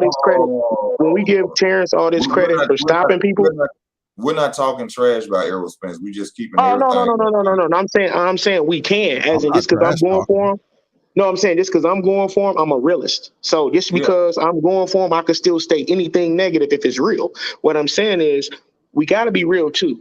When you look at everybody that Terence Crawford does so-called dropped and beat, they were nobodies. Even Sean Porter. Hold on, bro. Listen, bro. Even Sean Porter said how many times about he wanted to retire even before he No, fought bro, you Terence can't do Crawford. that. You that's I'm unacceptable not to doing it. I'm diminish. just telling You're you what trying they to said. diminish a common opponent that the crowd, look, that the fans was calling for. They was calling for a common opponent, and that first common opponent that stepped in there was who? Was his friend? No, They no, got a no, bag together. They got a bag no. It was together. Kell Brook. It was It Kell was Kell Brook. Brook. But Kell Brook ain't fought at the welterweight division in 3.5 No, it don't make years. a difference. But he had It three do make a W's. difference, bro. He had three W's since he fought Errol Spence, though. Listen, Since that listen, bro. one I'm fight, he happy had you 3 said wins that. at 154. Yeah, Come 3 on, wins bro. at Like, let's 154. He was a okay. bigger Wow. Bro, fighter. you This can't is what we treat that doing. like an Fighter ant and at step on it like 154. it don't exist, bro. Come on, The you can't, man bro. found his trainer on Instagram because his real trainer wouldn't even come to the States. He Oh, found his hold trainer on Instagram.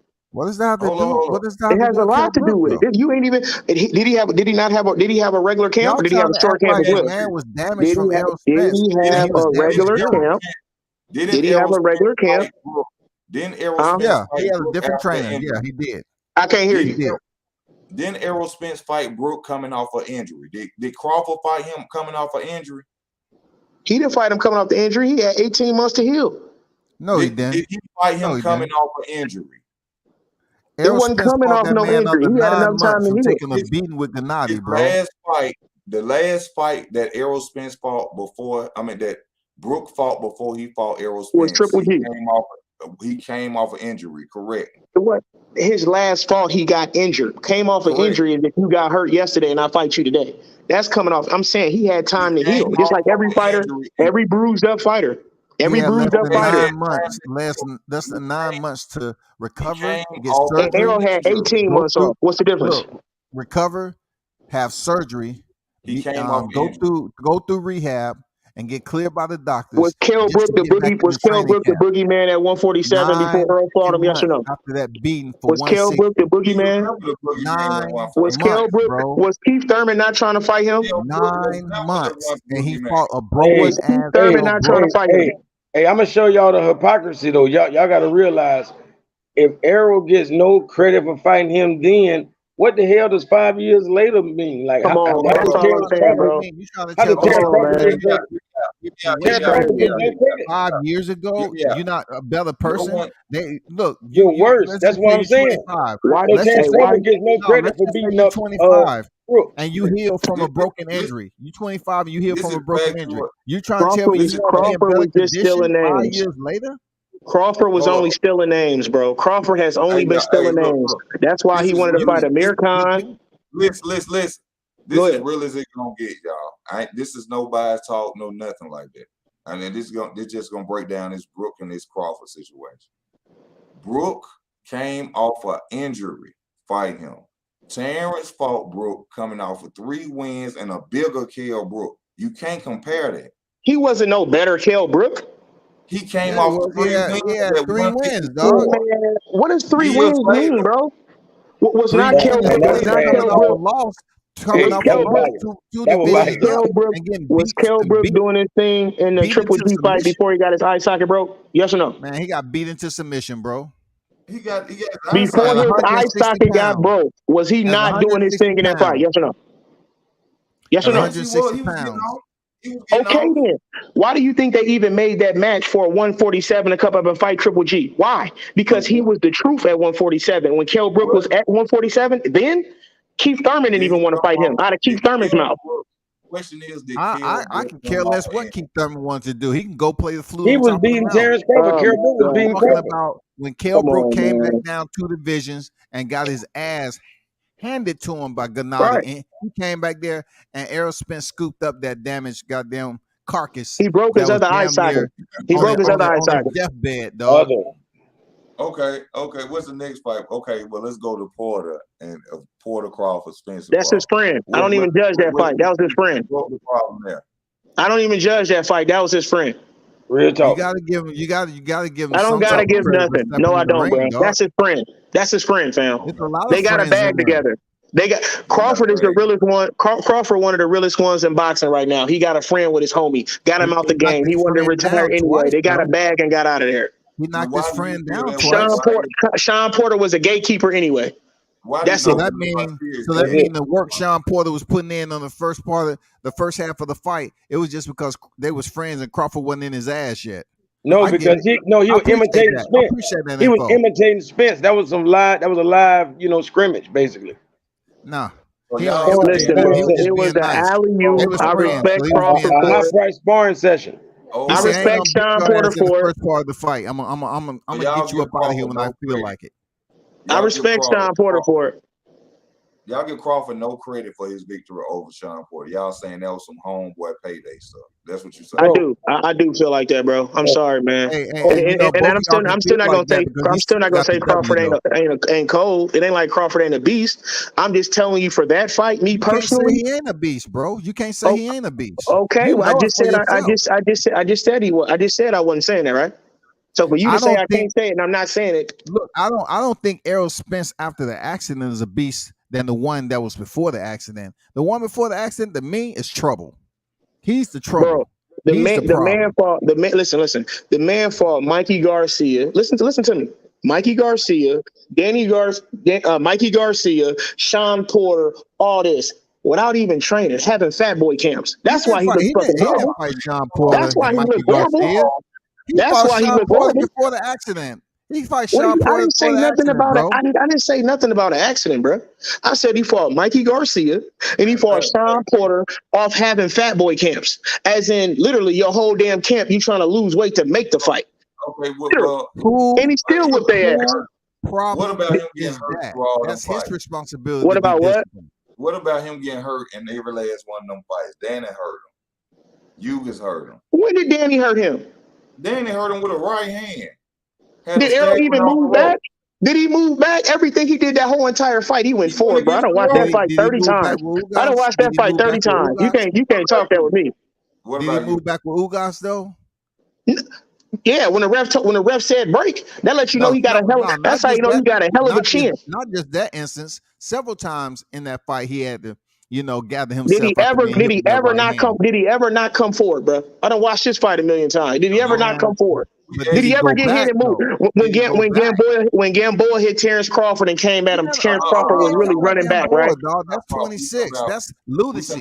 That's lunacy for you to bring up Gamboa, bro. No, because you said he got hurt. I'm showing you something. Your analytics, bro. But no. You said he got hurt, so I'm showing you the difference between being hurt and getting buzzed. Show me the difference in analytics, man. When you talking about Gamboa, you can't. That's 8 years ago. What the fuck does 8 years ago got to do with anything, bro? Because why? I'm showing you a scenario. Same format, bro. A scenario. Same format. You can't give me a scenario dealing with Gamboa. You can't. Spence got hurt. It's all good, bro. You know every. That's what I'm saying. Y'all be so big. Y'all be so much fanboys that y'all can't keep it real about nothing. Easy. Why are we ain't keeping it real? Obviously, he don't I'm not talking about you. I ain't talking about the dude hosting it. I'm talking about the dude I'm talking to now. You just said Gamboa. You just said Gamboa. You just said Gamboa can't be used. But if Mikey Garcia would have dropped Errol, I'm gonna use that, or I'm gonna expect you to use it. You supposed to use what you can use. Look, brother, I kept everything. I kept every analogy that I was using to the current estate of these most recent boxers. When y'all sit up and use the same format and keep on bringing up Gamboa that happened 8 years ago, it kind of leads me to where it becomes deficient in these boxing debates. If you're still talking about a freaking Gamboa, man, bruh, it's a fight he had. What are you talking about, bro? Okay, let's talk about it. Okay, just like he brought up Kell Brook. Just like he brought up Kell Brook, right? Let's talk about it. Let's talk about Gamboa. Let's talk about Gamboa. What you got to say about Gamboa? Okay, all you gotta do is open your ears, bro. What I said to you is this: you brought up Errol getting hurt, right? I said, okay, when did he not? When he got hurt? When you get hurt, usually when somebody get hurt, right? They got certain things you look for. Either they stop coming forward or they go backwards. When did that fight did Errol ever not try to come forward? Well, only reason why I brought up Gamboa Crawford. Listen, bro, you just asked me a question. Only reason why I brought up Gamboa. What I think World Combat Sports is trying to say, brother, is that I don't need. What are you trying to say? Don't matter. I'm telling him exactly what I'm saying. It has to matter. We having a debate. I'm not being disrespectful. It's not a debate. I'm not being disrespectful, but I'm just wondering why you bringing up Gamboa into the question. you're saying You be quiet. I can tell you, bro. Hold on, bro. Let me Okay, explain so to you you. Go ahead, mad big now, dog. Go ahead. Listen. All he is saying is you're bringing up Gamboa, something that's 8 years old. But we were Did he not bring up Kell Brook? we were talking about when Spence was hurt in his last fight against Hughes, and you went to a fight that was 8 years old. He brought up Mikey Garcia. He brought up Kell Brook too. But I didn't bring up Mikey Garcia for somebody being hurt. I didn't say Mikey Garcia hurt Errol Spence. That's a lie. Oh my God, bro. I never said Mikey Garcia hurt Errol Danny Spence. Garcia hurt Errol. I said Danny Garcia hurt Errol. Mixed up. I never said that shit. All right, listen, bro. Let me say what I'm gonna say, bro. Because y'all talking and getting y'all rocks off, and I'm listening. But when I say something, here y'all go talking. Okay. Let me get mine off. I'm listening to y'all too. Q-tips, my brother. Okay, well, exactly. I gave you a scenario, just like you gave me one. You said you gave me your facts, and I'm giving you mine. I told you when somebody get hurt, you look for two things: either they stop moving forward or they go backwards. The only reason why I even brought up Gamboa is because when Terence Crawford got hurt in that fight, he went to running. He went backwards the whole time, blocking, not even throwing a punch. Go back and look at it, bro. False. We were just watching it last night. False, my brother's the biggest Terence Crawford fan on the earth. Cap, bro. That's cap. My brother, when he got hurt, when he had the noodle leg, he went backwards when Gamboa came there forward. You go. That's what he really had, the noodle leg. And I've seen and he went backwards, bro. Pull it up. Pull it up right now. I've seen him in person. He went back with the noodle leg. That doesn't mean he ran the rest of the fight off the back. I didn't say the rest of the fight. I said after he got hurt in that moment. We know what he did to Gamboa. You're right. We know what he did to Gamboa. We know what Bud did to Gamboa. I'm saying when he got hurt. He had the noodle leg. So he had the noodle leg. And he went backwards, as in he was hurt and went backwards. Okay. He got hurt. He went backwards. Okay, that's all I had. I don't have nothing else about the Gamboa fight. What happened when Terence Crawford inflicted that punishment on Gamboa? How many times he was knocked down in that fight? Bro, that's what I'm saying. I'm not debating it. I just said we know what Terence Crawford did to him. He destroyed Gamboa, but the only thing y'all Spencerholics talk about is who's a Spencerholic? It's Terence Crawford. You just called. I just give you facts. That's it. I was being cool until y'all started talking. You started talking about some Bud Crawford this or whatever. Bud Crawford what? I'm telling you, he destroyed him. 23-0. The man was off. He was off for what, 16 months? 23-0. He knocked down Gamboa several times in that fight, and the first time he should. Spence fan talk about that fight, all they want to talk about is him getting hurt one time. They don't talk about the finish. I don't never listen, bro. He ain't won a fight since. Gamboa ain't won a fight since, man. Did he make it to the final build? Listen, at any time in us talking before this, right? Did I mention Gamboa one time? I only mentioned Gamboa when you said Earl got hurt, and I was telling you the difference between being hurt and getting buzzed. The difference between getting hurt and getting buzzed is. I asked you a simple question: did Spence go back against Yordenis Ugas, and you went to goddamn Gamboa? No, what I said was when you get hurt, you go backwards. As in, like, now I'm tired of talking about a jab make you go backwards. I'm saying after the blows connect, after the blows connect, listen, bro. You asked me a question. After the blow connect, that hurt a guy, right? What is his next move? And after the punch, his next move is to retreat, then yes. If his next move after a hard blow is still to come forward and he's still throwing blows, that's not being hurt. That's being buzzed. That's what I said. So now we're going to the psychological. Okay, well, how many times? It's common sense, bro. On what's buzz? It ain't common sense when it comes to buzz. Because you're trying to say the level of severity between a fighter being buzzed and a fighter that's not buzzed. You saying you're gonna grade this level of severity, huh?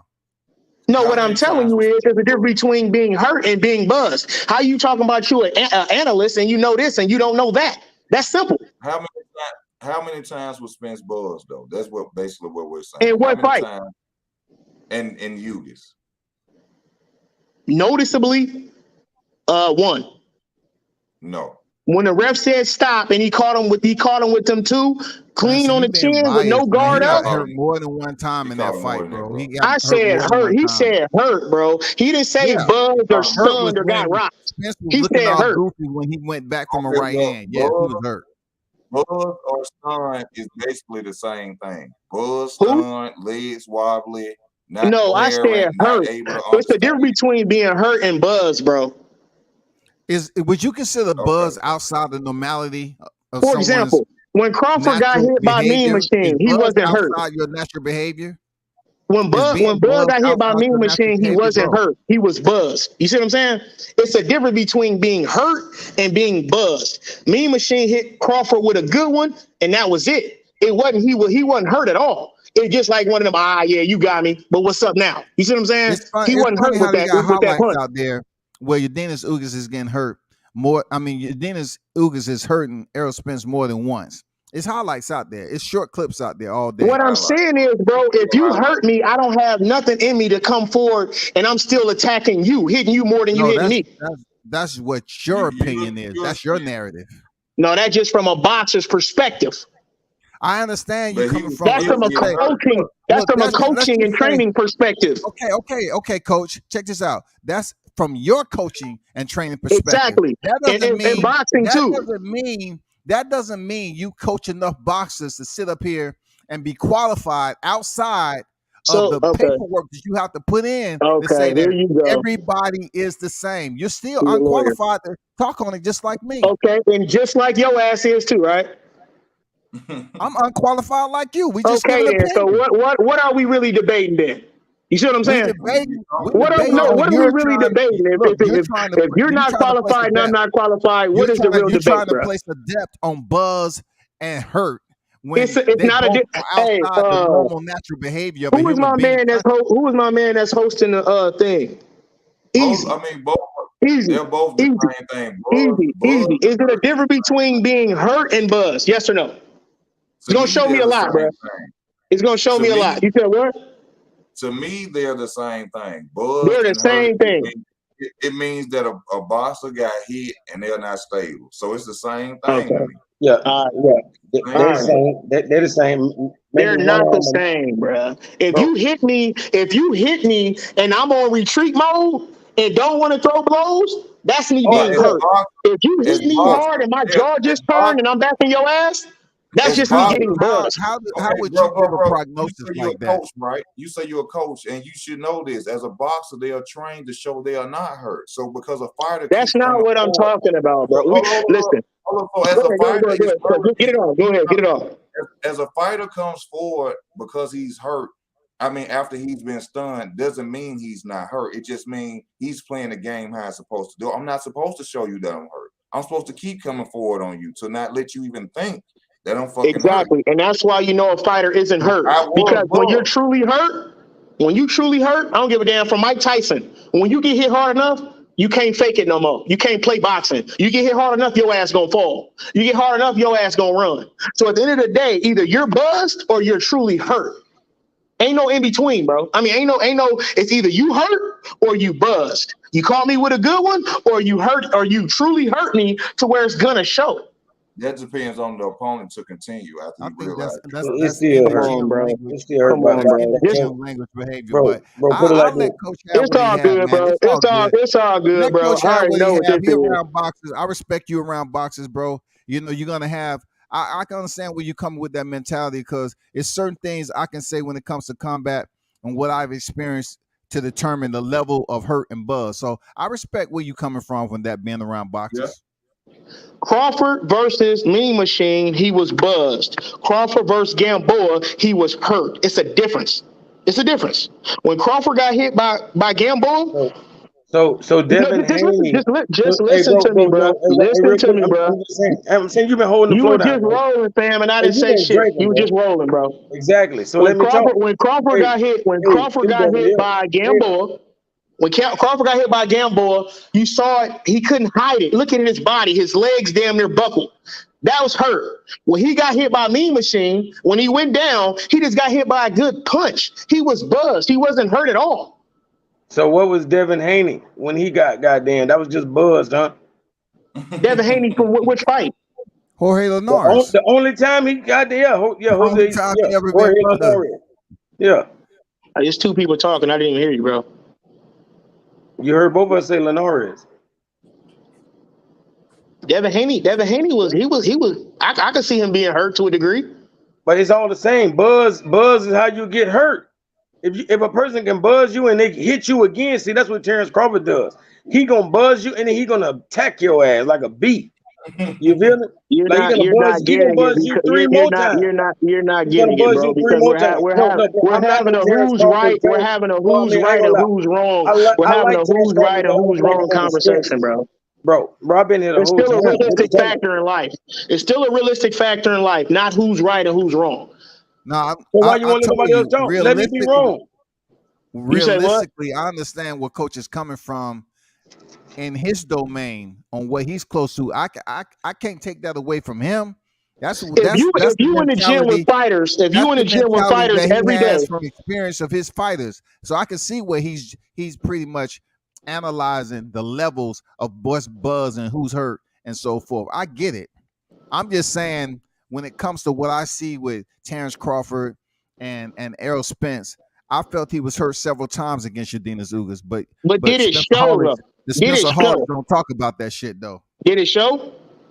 Yeah, it showed. Yes, it showed. Errol Spence so at what point it showed he was hurt? Where he stopped being the number one attacker. He was always first and last. No. So when was he just truly hurt? He never stopped. He never so stopped. When was he truly hurt? That's what I'm saying. When you around boxers, bro. When you're around boxers, you understand that it really is levels from being hurt and being buzzed.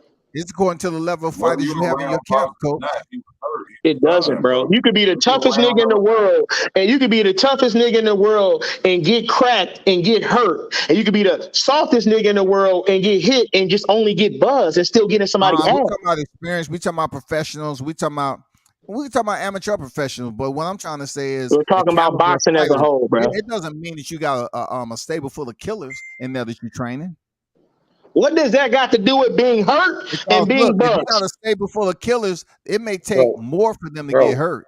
You know, what does that have to do? You're telling me how many times a fighter has to get hit in a row to be hurt. I didn't say that. What I'm saying is it's the difference between being buzzed and hurt.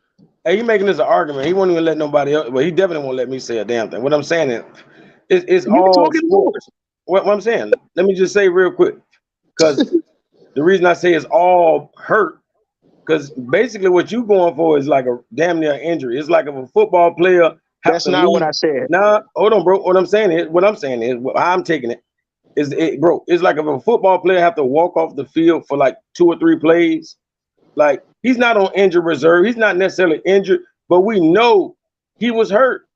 You feel me? Like people get hurt all the time, and that's the equivalent of having to go sit out for 2 or 3 plays getting buzzed. But it's not an injury. It's not like he's nowhere near down for the count in the box. Nobody ever said injury. So what point are you making, bro? That's what you asking for. That's not what I'm saying at all. When you say hurt, you had like a person damn near basically TKO or KO. That's not what I said at all. No, that's what I said. When a person is hurt, is not hurt. I said when a person is hurt, they do 2 things. They stop initiating into the fight, or they go backwards. That's a person that's hurt. A person that get hit with something crazy or hit with something hard and get buzzed, it's oh shit, and you back in somebody's ass. It's different between being buzzed and being hurt. No, it's a difference, bro. If Crawford catches Spence like that, do you think he gonna survive? Spence like what? When he got hit with his arms down, like clean? If he even staggers from a punch from Crawford, do you think Errol Spence will survive the fight? If he even staggers, slips. That's pointless to say, because I can give you a scenario of Errol fucking him up. Like, that's pointless, bro. It's like it's pointless, bro. It's not pointless. It's not pointless. I asked you a simple question. It's pointless. That's the point. How is it pointless? Because you're giving me a scenario that favors your fighter on a what if. If my auntie had a dick, she'd be my uncle. You're saying basically when it happens, because you know Errol Spence does that. Because you said you're a realist, brother. So you got to be honest that Errol Spence has those hiccups every fight. Like the last 3 fights, his mouthpiece came out, brother. Last 2 fights, bro. Well, okay. Oh no, you're a damn. He got new teeth. He got new teeth, and his mouthpiece ain't molded into his mouth. Bro, before the accident, I'm not doing that again. I'm gonna get a new. He said I'm gonna get a new mouthpiece. He said I'm gonna get a new mouthpiece. He lost it like 2 or 3 times. No, he lost. You right. He lost it once in the Sean Porter fight right before the bell. More than that. I'm telling you, No, 3 fights right before the bell. And probably got there all the way back to Carol Brook. I ain't lying. Nah. Anyway, what I'm saying is this, bro. At the end of the day, y'all got your opinion, I got mine, and it's all good. What I'm saying is we talk all this Crawford shit. He ain't, bro, the nigga, listen, the man resume is ass. Just keep it a buck. Man, He been stealing names, bro. He been stealing names. Why do you think he fought Amir Khan? Why do you think he fought Amir Khan? Answer the question. You asked me questions. You asked me questions. You asked me questions. Did you not ask me questions? You asked me questions, right? King. Why did he fight Amir Khan? King, let me ask. Okay. Why did he fight Amir Khan? Yes or no? We're gonna do the resume thing, right? Okay. All right. This is gonna kill the resume thing. I do it every time. This gonna make it. This to make people quiet. Okay. This is gonna make me be quiet. Hold on. No, not you. No, start with your guy. Start with your guy. No. I'm finna. This is real, bro. This no bias talk. This nothing. I'm finna break it down the best way. He didn't bias talk the whole time. No bias talk. No nothing like this. Okay, I love it though. Go ahead. Okay, Errol Spence. Okay, with his resume, this is what we're gonna do. We're gonna only take away 4 names off of his resume. Just only 4 off of Errol Spence. Well, why do you even gotta do that though? No, just hear me out. You gotta make a point by stripping somebody's resume. How can I make a point if you won't let me finish, brother? I'm trying to get to the point. It's really not a point. Go ahead. Okay. Just hear me out. We're gonna take away. We're gonna only take away 4 names off of Errol Spence's resume. Only 4. Right. We're gonna take away championship fights. Hold on. No. Let me just right. Speak. All champions though. All championship fights. Please, just let me just speak for a second, please. Go ahead, bro. We're gonna take away Brook. We're gonna take away Porter. We're gonna take away Hughes. And what's the other one? It's Porter, Hughes, and Garcia. We're gonna take away Porter, Hughes, Danny Garcia, and Brook. Just 4 names off Spence's resume. Right. Okay. Terence. We gonna whitewash. We gonna take away his whole resume at 147. Everybody he fought, fuck them. We ain't talking about them. They don't exist. Who has the better resume? Still Errol. You're a damn liar. No, I'm not lying. Think about who you took off. Hold on. Think about who you took off. Think about who you just took off. Think about who you just took off. You need to think about who you just took off. Nah, Mikey Garcia is better than anybody. Terence Crawford. Mikey Garcia was number 4 pound for pound on a. Mikey Garcia was number 4 on the pound for pound list. Earl called him. Who has Crawford fought that ever been on a pound for pound list? 135 pounder. And Terence Crawford to go down to 140 ever fought that was on a pound for pound list? Who else after Mikey Garcia? Name that wins alone. That wins alone, bro. Who else? So you saying a Mikey Garcia fight? Mikey Garcia was a 4 or 5 division champion. Mikey Garcia is a 4 or 5 division champion, right? Bruh. Mikey Garcia. Is he not a 4 or 5 division champion? I let you talk, bro. You asked me a question. I let you talk already, bro. I let you talk already because you gave it to me. Division champion. Hold up. You gave it to me already. Hold on. Fighter. No, you still stuck on Mike. Name another fighter besides. No, I don't need to name another fighter. I already won, Sam. You said resumes. One fighter don't do a resume. Bro, you just said who else? Who else? Just that one fight alone clear that nigga whole entire resume out. Just one. Bruh. Just name one. Another fighter besides. I don't need to. You can't name one fighter. You can't name one fighter on Terence Crawford resume that's better than him. So why do I gotta name another one? Burns, Thomas DeLore, Ricky Burns ain't on shit. You just lost already. That was horrible. That was horrible. That Felix Diaz, that's horrible. You lost, bro. Thank you. You lost. Thank you. You lost. Thank you. Who the fuck have supposed to be since then? Exactly. What I'm telling you is this. At the end of the day, and when Bud fought him, hold on. And when Bud fought fucking Postal, he moved the whole goddamn fight into the 12th round. Then what you call him? What did West Call him do to Postal? What did West Call him do to Postal? He destroyed Postal. Right? Sir. You lost, bro. You lost. Bro, take your L, bro. It's cool. You lost. If I took an You L, lost. name another fighter You besides lost, Michael bro. Garcia. Hey, easy. Tell him he lost, fam. Can we keep it real? No, this is the easy talking to you. Okay, well, you lost. Well, you lost. Tell me a fighter besides You Michael lost, bro. He's a 4-division champion, 4 or 5 division champion. Name me a fighter Who does besides Terence Michael Crawford have? Garcia. Not only was he a 4 or 5 division champion, he was number 4 on the pound for pound list when he fought Why Errol. you just can't answer this question? I've been answering questions all night. When y'all gonna answer some? I'm asking you once. Name another fighter besides Michael Garcia. I don't need to, because when you say besides, anytime you use the word besides, it lets you know I'm already got one. You have none. Michael Garcia was a 135 pounder. That shouldn't even fucking count. And he fought 3 fights at 140. And he fought 3 fights at 140. You give Terence credit for Gamboa. You give Terence credit for Gamboa. Gamboa came up 2 weight classes. Champion. What the hell are you Gamboa talking came about? up 2 weight classes. Champion. Gamboa came up 2 weight He was classes. already competing at the weight. Gamboa once they came up 2 fought weight that, classes. bro. Competing at that weight. Did he not have Did a not fight at Gamboa that come weight up 2 weight class, bro? classes? Bro, you Name being somebody petty for a besides boxing Michael coach. Garcia. You know he had already competed at that weight before he stepped And in was the ring all with 6 Terence and Crawford. Gamboa was all 16 months. Bro, you know he was already competing at that weight class before he And stepped in the Gamboa ring. was all 16 months. You say you a coach and you know about boxing, you know about the sport of boxing, bro. You say keep everything 100 and keep everything above. You lost already. When we gonna keep that 100? No, you say keep everything. When we gonna keep that 100? We go okay. We gonna keep. We gonna start. Okay, let's start being 100. No. Right now. Did I win? You named Easy. one. Did I win at the game? Did I win at your game? Yes or no? You know, little boxing coaches love talking a lot. Did I win at your game? Yes or no, They bro? got to give off commands. You know what I'm I'm saying? gonna listen They love to you. a lot. I'm gonna listen to you. Okay, hear me out. Hear me I'm out. gonna listen to you, but did I win at your own game? Yes or no? Let the host. Hear Let me the out. host You talk, said bro. name somebody. You said after you took them people off, you said now name somebody besides them, and I did. And they was way better than Terence ever faced. So what's the difference? One fighter. Terence has more than one fighter named besides. He ain't got Terence. Listen, out of Terence Crawford mouth himself. So you gonna go against Terence on. You gonna go against Terence Crawford on words? Out of Terence Crawford mouth.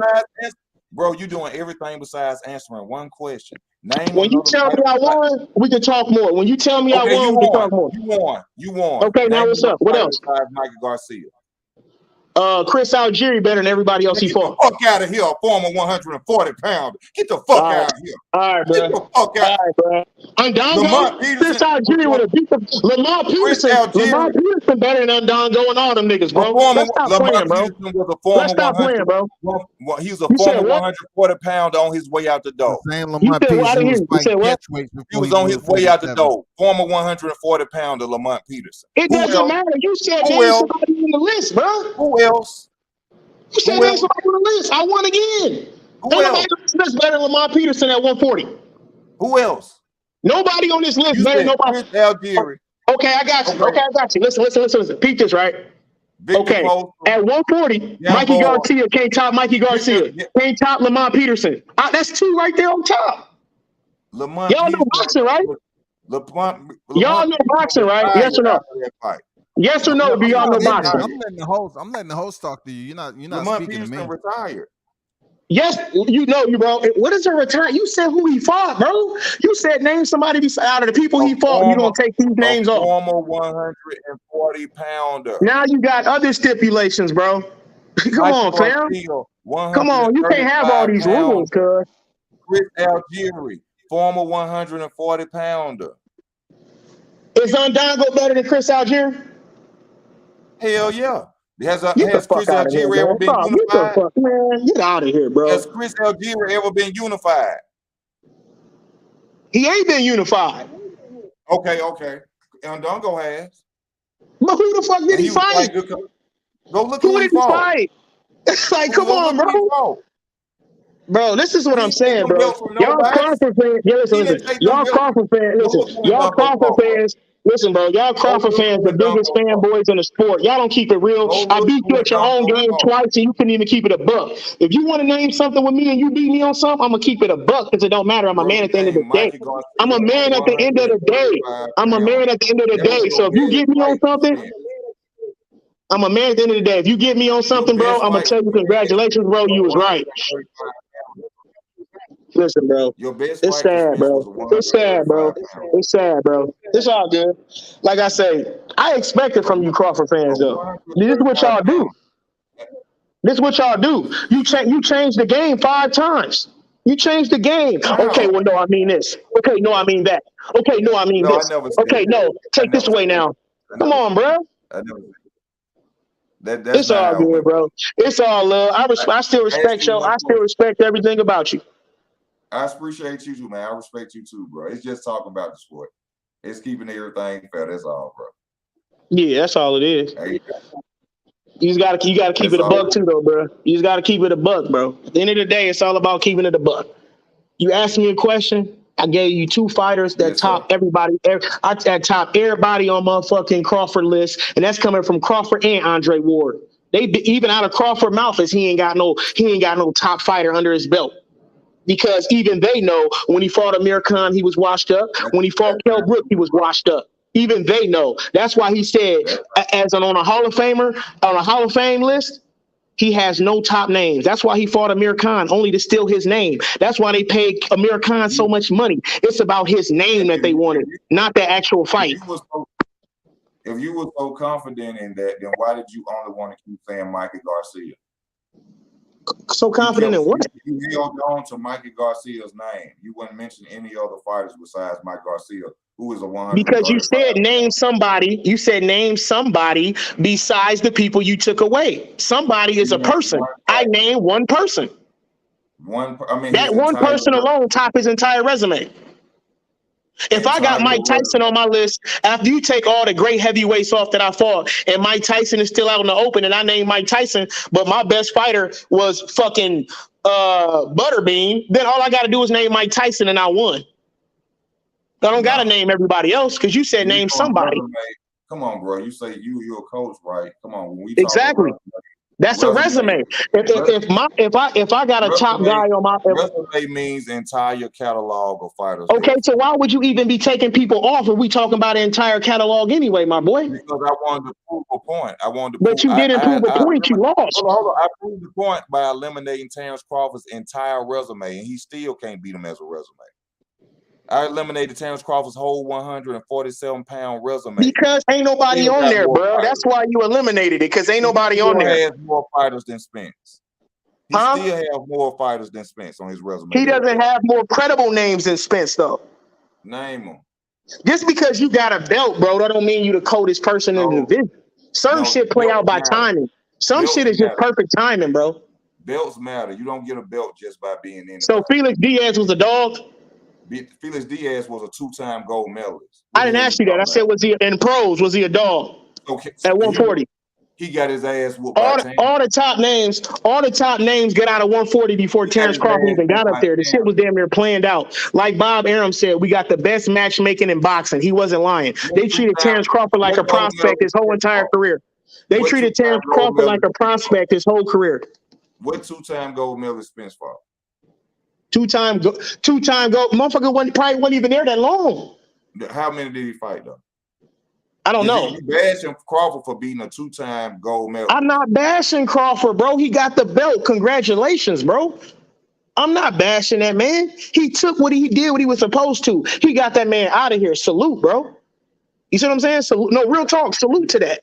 All I'm saying is you told me you took people off of Spence's thing and you said, name somebody else. And I did. And that's better than everybody he's ever fought. I only took 4 people off this man's resume. Just 4 names. I took away 9 fights from Terence Crawford. Because they was nobody's anyway. 9. But they was nobody's professionally anyway. Even if there was still nobody's, the names on his resume still stack up better than Errol Spence's, bro. Boy, you sound crazy, bro. A 135-pound Mikey Come Garcia. on, bro. And he was number 4. Who had Terence Crawford fought that ever? Who has Terence Crawford ever fought that was on the pound for pound list at any time in his career? On the nobody. Pound for pound list. Nobody. He's never fought nobody on the pound for pound list. Who was Spence fought that was on the pound for pound list? Mikey Garcia was number 4. Go look at it. Man, get the fuck out of here. That don't Go look at it. Go look at it right now. Because he was number 4. Go look at it right now. Go look at it. That's what I'm saying. I don't just talk, bro. You can find what I talk about. And you don't got to go through 1,000,000 pages to see. He was a 135 pounder. I don't care if he was a 110 pounder, bro. He was on a pound for pound list, is what I said. Do you think Terence Crawford made the pound for pound list of what he did at 147 off what he did at 135 and 140? Let's see where your truth lies. He been at number one basically since 140. And what got him on there, bro? It's the 140, him being undisputed, that kept him so high. Him being undisputed is what kept him so high, bro. You think everybody in the game don't know he ain't fighting nobody? Even Andre Ward, his best friend, telling him he ain't fighting nobody. Even Crawford, his own mouth. Even Crawford, out of his own mouth, has said he has no top names. Porter is not anybody? He just fought Porter, bro. But that's not anybody?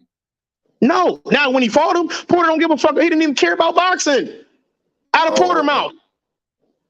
If Errol, listen to me, if Errol would have fought Ugas and Ugas had the mindset of I'm done and I'm just basically trying to get a check, listen, I'm the type of person to say, you know what? Errol whipped his ass, he should have, but I mean, that nigga head went in the game. That's me. Because at the end of the day, Errol is not my dad. So I'm going to keep it real about Errol too. You see what I'm saying? I respect that. That's all I'm doing, bro. I'm not, at the end of the day, I'm not getting paid. I'm not getting no money. I just keep it real, bro. And you're not. If you look at that, bro, I'm talking about the names. Why does Terence Crawford feel like his resume ain't shit? Why does Terence Crawford feel like his resume ain't shit even though he's undisputed? He never says. Now this is a live conversation. You could go watch. With him and Andre Ward. He have to fight. Crawford and Andre Ward having this conversation. Come on, bro. We're gonna talk. You cut me off. Go ahead, bro. Trying to talk. Go ahead. We gonna get points across. Go ahead.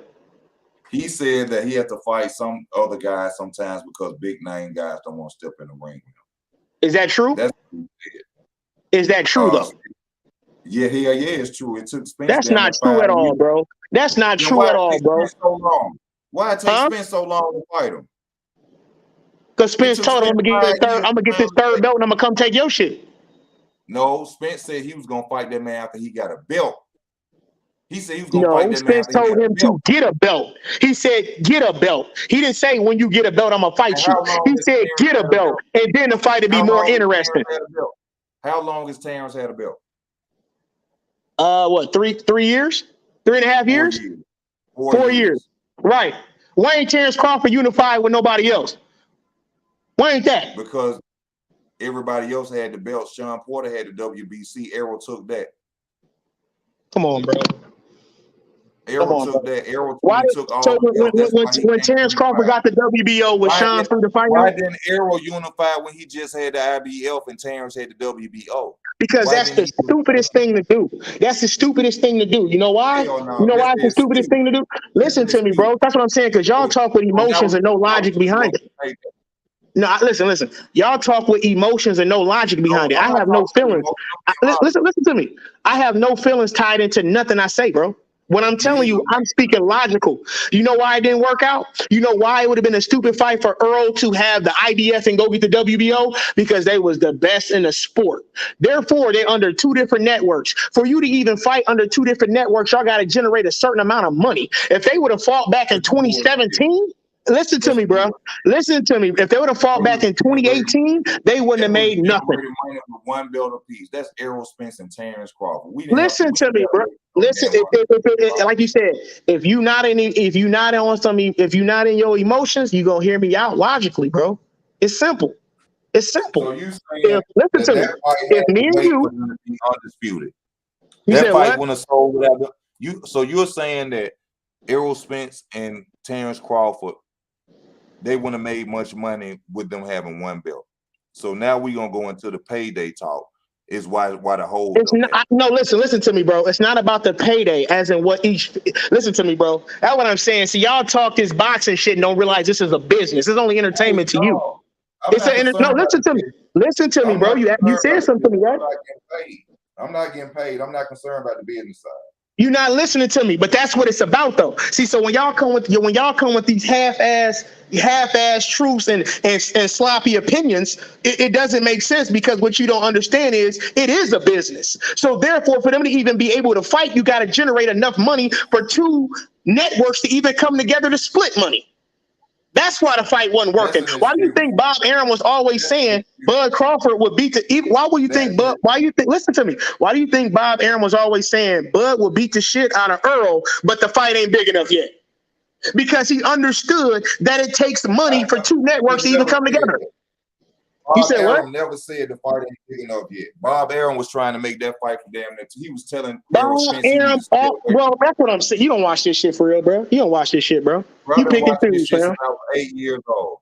Okay, well, if you've been watching this shit, you can go pull up interviews of Bob Arum right now saying the fight ain't big enough. The fight need to mature a little bit more, and this and that. Bob Arum never said that shit. Bob Arum said he was willing to make that you fight. gonna have comments. You gonna have comments all through your shit tomorrow. So make sure you're looking at your comments tomorrow, where people watching this shit that really know this shit, they gonna tell you straight up. They gonna tell you, bro. Bob Arum said on a number of occasions that the fight ain't big enough yet. Why do you think Bob Arum? Why do you think Bob Arum was only trying to pay Keith Thurman and them $1 and $2 million? He just came out his mouth. This how. That's the only fight. Bob Arum said that's the only fight he will pay for is the Errol Spence versus Terence Crawford fight. He said he don't see him making money in no other fight but that. That's no, he don't see Terence Crawford making. He said he don't see Terence Crawford making no other money.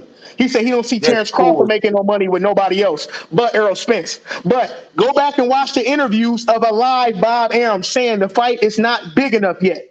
Literally. You think Bob Arum give a fuck about a fight being big enough?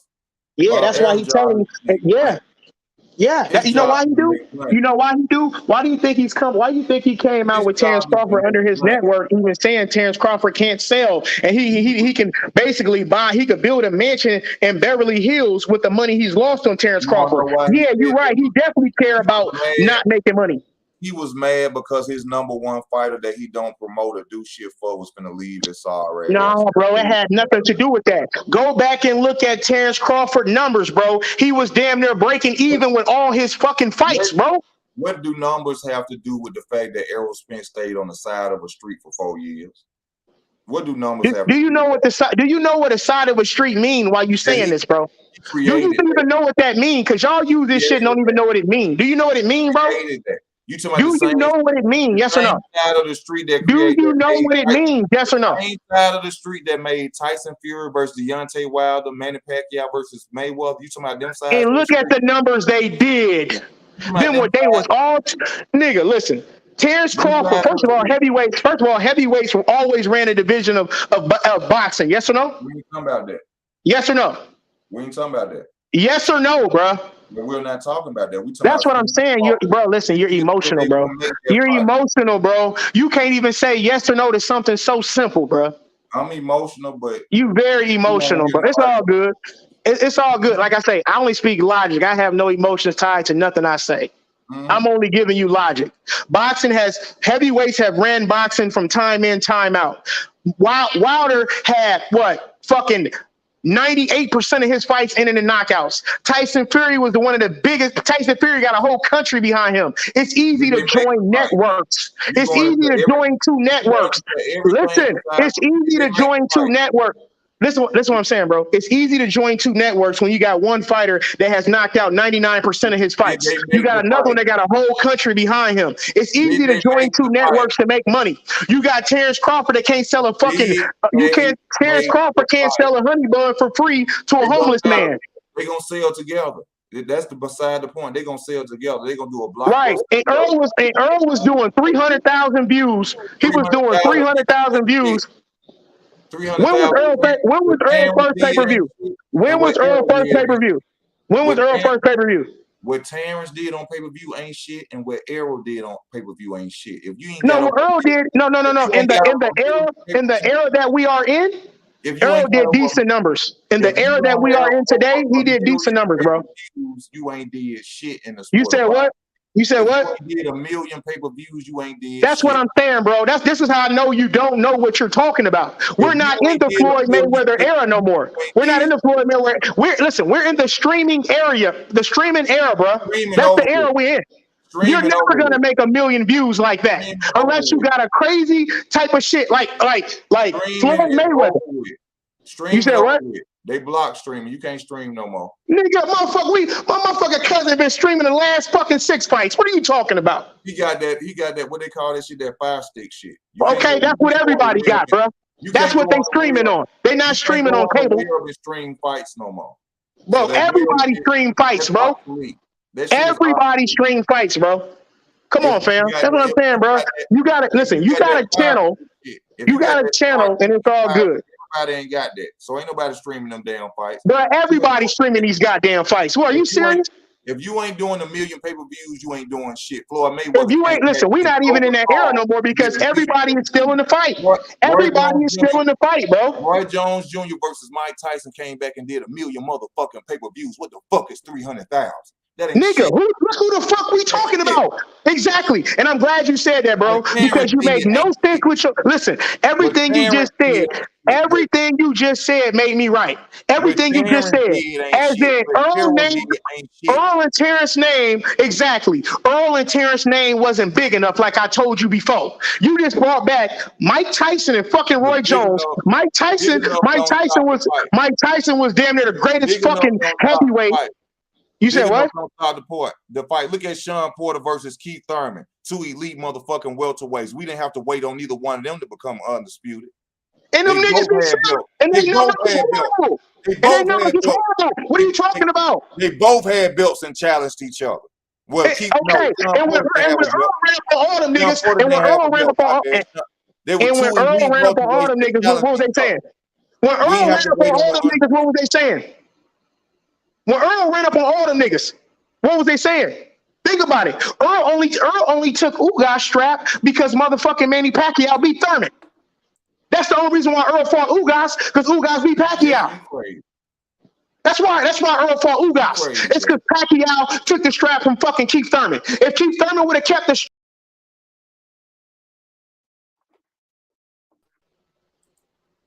Hello? He couldn't keep the strap. Hello? You hear me? No, what I'm saying is Keith Thurman and Sean Porter fought each other as 2 high elite welterweights. We didn't have to wait on no fucking undisputed match. So but why didn't we? They was under the same goddamn network. They was under the same network and they didn't sell shit. They was under the same network and they didn't sell shit and they didn't make shit. They gave the public what they wanted. It ain't about the public, it's about the business, bro. It's about the business. Why are we so worried about what they are getting paid? We ain't getting shit. I don't care what they getting paid. I'm not talking about them getting paid as a he take 5 million and he take 10. I'm talking about the business of boxing. It don't get made because 2 people say they want to fight each other. It's about how much money can we make. It's a business, bro. It's a reason why LeBron get paid 300 million and then these women over the NBA, WNBA only get paid 200,000. It's a difference. It's a business, bro. I'm gonna kill you with this. So you mean to tell me you ain't killed me with nothing you said yet? You've been losing all day. Hold on. Errol Spence fighting Danny Garcia made more than him if he would have fought Terence Crawford with a title. That's what you're telling me. That ain't what I'm telling you. He was his mandatory. They under the same stable, bro. It's easier to make them fights. Think about how long Terence ain't even under nobody right now, and it's still taking damn near 3 months to even get the fight. He could have went unified and went and fought Crawford instead of Danny Garcia. But he could have. What I'm saying to you, bro. No. Listen. This how you don't know what you're talking about. This how you don't know what you're talking about. I don't know what I'm talking about. Listen, if you keep on instead of fighting Danny Garcia. Because you don't know what you're talking. Let me tell you, bro. This is why you don't know what you're talking about. This is why you don't know what you're talking about. If just like right now, if Terence Crawford, they say the fight done, we don't know, but say the fight ain't done. If Terence Crawford keep prolonging this, they're gonna cut that shit off and they're gonna make that nigga fight. Ooh, they're gonna make Earl fight his mandatory. Who told you it was Terence? You said what? You said what do you mean who told you it was Terence? So Terence prolonging the fight now too. Terence Crawford is asking for more. Even Terence Crawford in the interview talking about if he don't even if you go watch motherfucking what's his fucking homeboy name? Bernie. Even Bernie said the money ain't right. The money ain't right, and we gotta get this and we gotta get that. That's out his own camp. Steven Espinoza just said both fighters are talking about the fight and both of them want what they deserve. He did not declare that Terence Crawford was the one that was bringing the problems about the fight. Where y'all getting both fighters want the fight. Where y'all getting that from? Espinoza said both fighters want the fight, correct? He said both fighters wanted to fight, and they're negotiating about who deserves what. He never. But said what do you think a negotiation is, bro? What do you think a negotiation is, bro? You said it was Crawford's fault. He was holding up the Crawford fight. is the one demanding more shit. He's saying he wants this amount of money. He wants this on the back end. He's not used to doing. The thing is, Crawford's not used to being over there with the PBC. Espinosa said both fighters. No, he didn't say both fighters, bro. Okay, bro. Bro, it's all good. You so biased and it's all good. I love it, bro, because everybody listening, so it's all good. What I'm saying to you is this, bro. It's cool to have a difference of opinion, but let's just keep it real. You feel me? What I'm saying is this. You said Earl could have fought Terence Crawford then instead of fighting Danny Garcia. Danny Garcia was a man. Listen to me. Danny Garcia was a man. Skip into other ways to win. Stay on one subject. You see what I'm saying? He can't stay on one subject.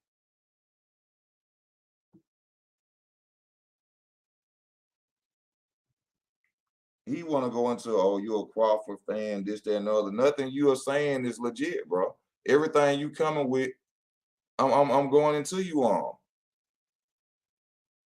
You can't sit up and tell me that a Crawford fight versus Spence, why would we have to wait till it's undisputed? If you really wanted to fight the man, why we had to wait 4 years? We done got Manny Pacquiao Mayweather. We done got Deontay Wilder versus Tyson Fury. All these fights have been made from other sides of the street. But all of a sudden now, when it's time for you to fight a guy, all he had to do was go and fight Terence Crawford when Terence Crawford first got his belt, a unified fight at welterweight. As boxing fans, why are we so concerned about what a fighter is making? We're not getting a dime. I just want to see a fight. Of course, it is a business, but it's not a business I'm getting paid off of. So I don't really care. Make a fight. Simple fights get made. Why is it that the hard, difficult fights can get made? Easy. Why is it that the simple fights can't get made? Oh, be back. Let me get him. That's all I'm saying. At the end of the day, this you want to talk this Bud shit and Earl shit. Well, you do know when motherfucking Bud became undisputed at 140, he had any belt he could have fought for, right? Do you know that much about boxing? What you mean any belt he could have fought for? Anytime you undisputed. Please don't use that he could have went up. The WBO is different from the IBL. Please don't. No, you're not listening. You're not listening, bro. Let me tell you, and then I'm gonna let you cook. Let me see what I'm saying, and I'm gonna see what you're saying, okay? What I'm saying is this. When he became undisputed, when you got all 4 belts, you can go up and challenge any belt. That's a fact. Look it up. No, you can't.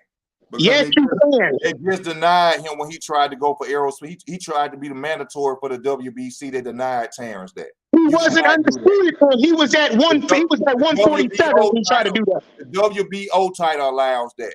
The WBC didn't allow. No, bro. That's what I'm saying. You play. You see, you may can do that with people who don't know the game. See, when he tried to make himself a mandatory,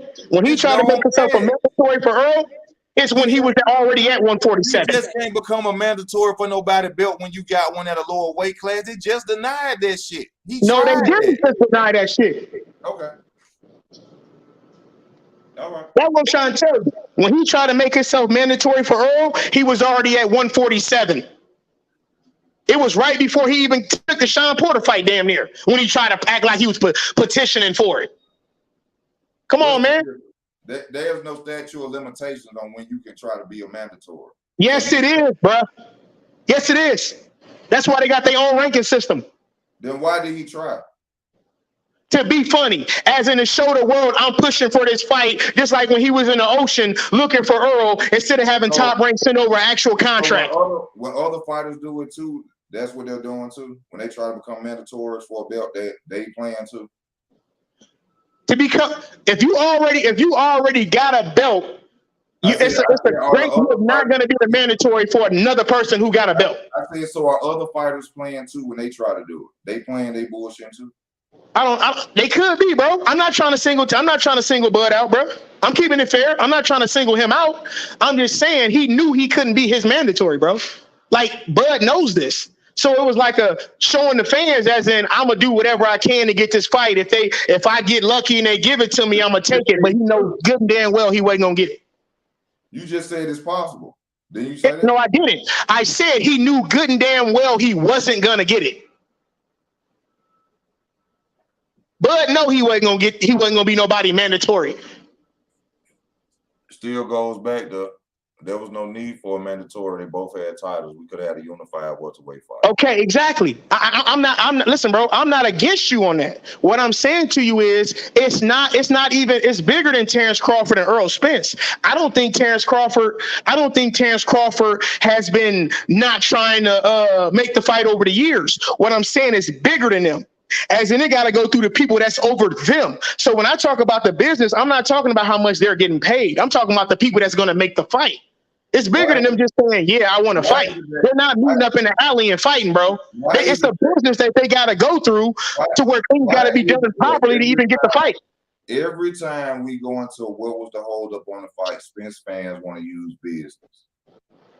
What do you think it is, bro? They under two different networks. Why? Okay, let me ask you this. Why didn't Bob Arum send a contract? Answer that. Why didn't Bob Arum send a contract? Answer that. Why have we waited 4 years on business? Listen, bro. I've been answered that already. Why didn't Bob Arum send a contract? If Terence wanted to fight him so bad, and Bob Arum's 100% sure he would have won, why didn't Bob Arum never send a contract? Because the contract is being done by PBC, is it not? Whenever the question is asked on why we had to wait 4 or 5 Here you go again. You're backtracking. You're moonwalking. You're moonwalking. You're trying to jump into something. Smooth criminal. Whenever we talk about smooth criminal.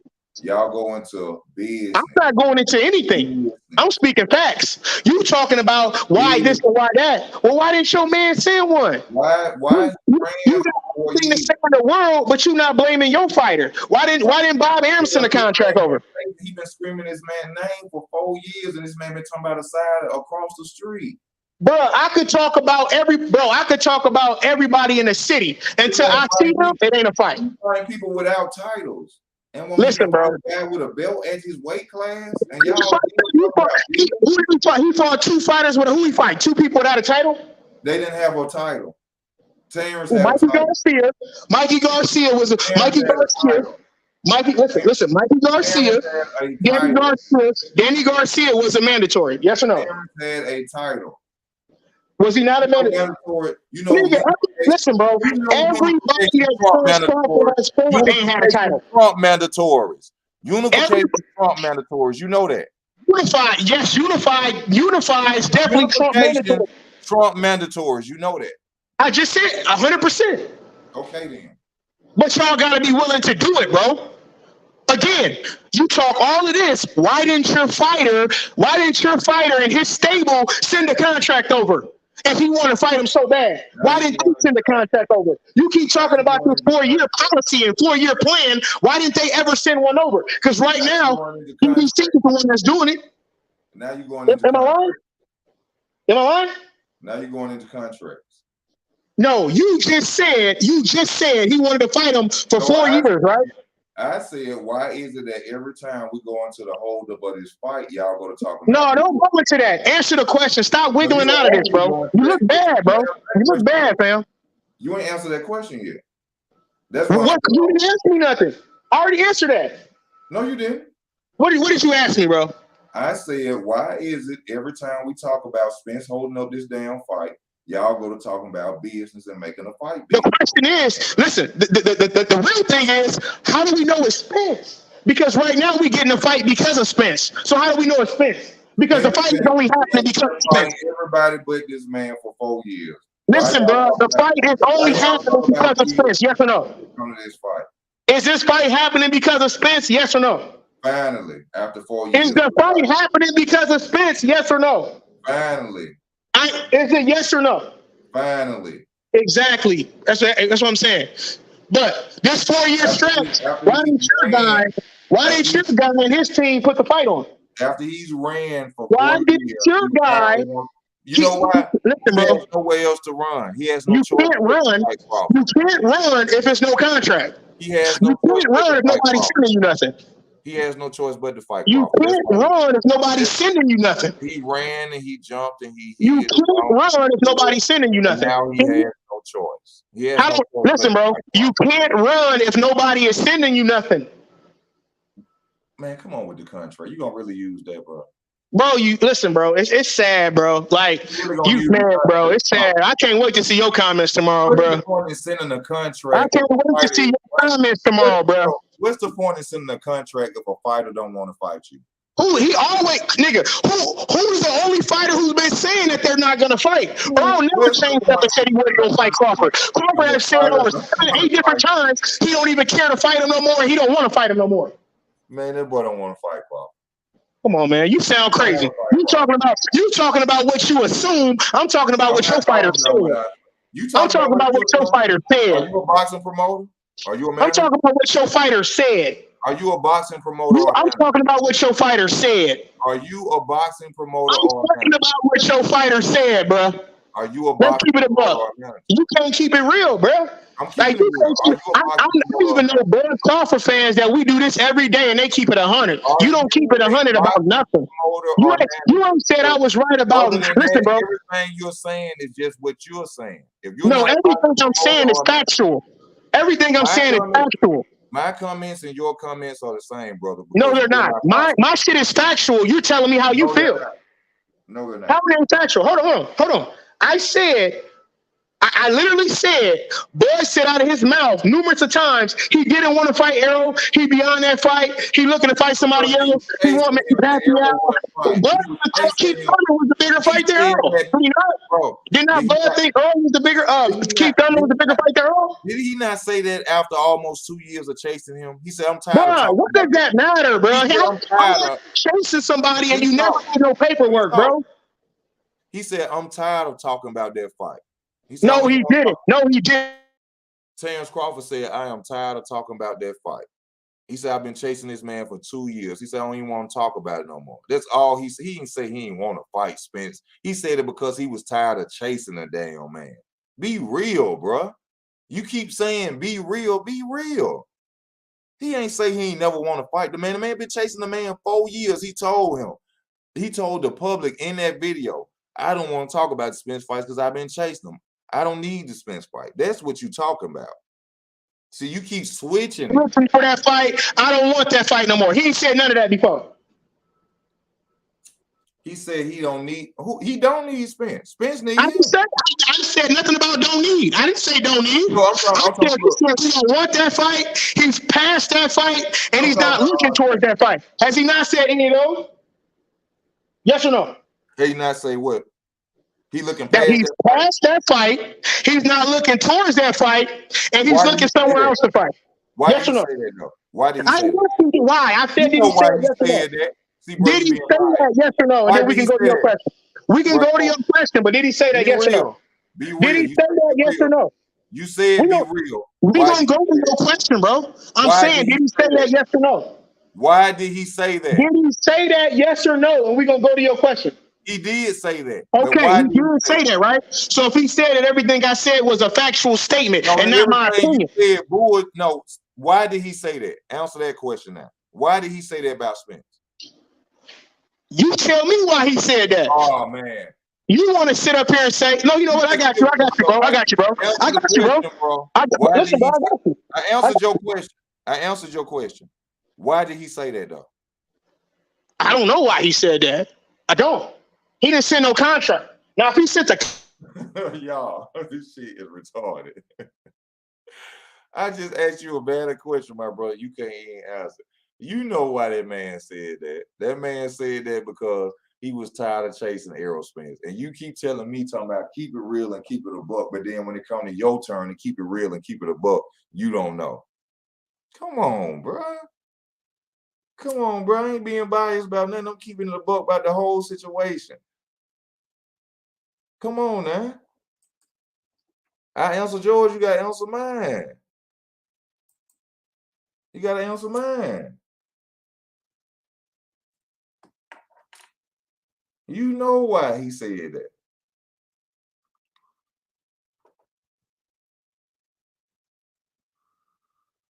I don't know if he's on. I don't know if he's still on. But you know why he said that. Let me see. Oh, your mic off. I'm sorry. He's saying, I'm tired of chasing this man, but you ain't seen no contract. Bob Arum saying, oh, he'll beat Spence, he'll stop Spence. Why ain't no contract? Why would you have to send a contract to a fighter that ain't even talking about fighting you? What am I send a piece of paper for? Bro, what do you mean? It's all contract. Everything is contractual. Everything. That's why the fight is happening now. Negotiations, contracts. And he still don't want to fight. What that mean? All right. I can't wait, bro. Earl gonna beat the fuck out of Bud, and I'm gonna be all on your bro. He gonna beat the shit out of Bud. Y'all, listen, Bud's so goddamn overrated. It's crazy. What would happen if he ain't signed it? A contract don't mean what's the contract situation? What do you mean? What's a contract? A contract is the same reason why Bud is suing out the contract. A contract is the same reason why Bud is suing Bob Arum right now. Why did he say that against Bud though? Why did he say that he wasn't gonna fight Bud until he get a belt and shit? The same reason why he told Keith Thurman, until you get a belt, you ain't shit to me. I don't need you. I'm chasing straps. What do you call strap season, right? Danny Garcia didn't have a belt, nor Michael Garcia. So Danny Garcia was a mandatory. How he chasing straps? Danny Garcia was a mandatory. He fought 2 fighters that have straps. Danny Garcia was a mandatory, right? Mandatories don't mean shit when you can go and be mandatories mean everything, bro. No, what do it you don't. Mean? Listen, unified champion is better than a mandatory. 100%. 100%, bro. That's what I'm saying. I'm a realist, bro. 100%. The thing is, if you can't make the fight, or if y'all negotiating too long, your mandatory becomes active. Just like right now, if they keep taking all day, Earl gonna fuck around and have to fight Boots, or you gonna have to vacate and move up. You don't get a million. You don't get a million fucking years to negotiate. Everything is within a time frame. If you can't get a unification fight by this certain time, then you got a fight show mandatory or drop the belt. That's what I'm saying. Y'all be half-ass talking this shit. Why didn't he push for the unification? With who? Bud. Because at the end of the day, bro, it's about fireworks, cuz. It's about fireworks. No, listen to me, bro. Listen to me, bro. Listen to me, bro. Listen to me. You said your biggest shit for last. Hey, listen to me. I don't celebrate the 4th. I don't celebrate the 4th. But you don't come out. You don't start at 5 o'clock blowing your biggest shit. No, it ain't about the business. It's about common sense. It's about common sense. I'm gonna take your strap from you and be undisputed on your clock. That's what it's about. I'm gonna take the last strap, gonna be from you. I'm gonna take food out your mouth on the last strap. And we waited 5 years for him to come get the last. And why didn't your man send a contract? That's what you're not saying. Because right now, Earl, they fighting because of Earl right now. Right, wrong? What you say is about time. They fight because of Earl, and you say about time. Why ain't Crawford do nothing? Because when Earl said, I want your ass, guess what happened? Negotiations started. When Bud was looking for... Errol finally came out of nowhere and finally started telling the public that he wanted to fight Terence Crawford after he realized that the doors were ending. There was nowhere else to go. That's why he's screaming he want to fight Terence Crawford. There's nowhere else for him to go. We waited 5 years. All this talking about man down and strap season shit. Danny Garcia nor Michael Garcia had a belt. He could have went and unified against Terence Crawford earlier. All that mandatory shit you hear him talking is straight bullshit. A unification trumps a mandatory any day, like he just admitted to. Every time we go into why he didn't fight Terence Crawford when he had the opportunity, it goes into big fights and business. That's all they always talk about. All the Errol Spence fans. It's not being Keith Thurman, my favorite fighter. Let me make that clear to y'all. Keith Thurman is my favorite fighter. Every time, and I promise you, any other channel you get on, every time we go into what was the holdup of the fight between Terence Crawford and Errol Spence Jr., they love to talk about business. Yes, boxing is a business. We all understand that. This man went and fought a 135-pounder with no title. This man went and fought a Danny Garcia with no title, when he could have went and fought a unification fight between Terence Crawford We had to wait 5 years, and now that he's at the end of the road of the PBC fighters, across the street fighters, he finally comes out and screams Terence Crawford name, and now the fight is happening because of him. Let's be real, man.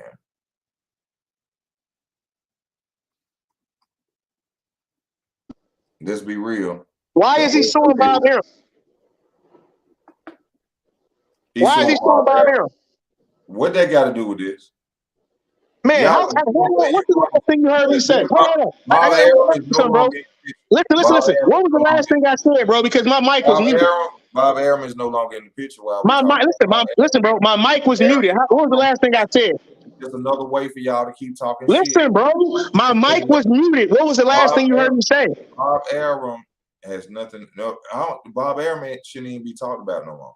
No, because this is the thing. Why is he suing Bob Arum? No.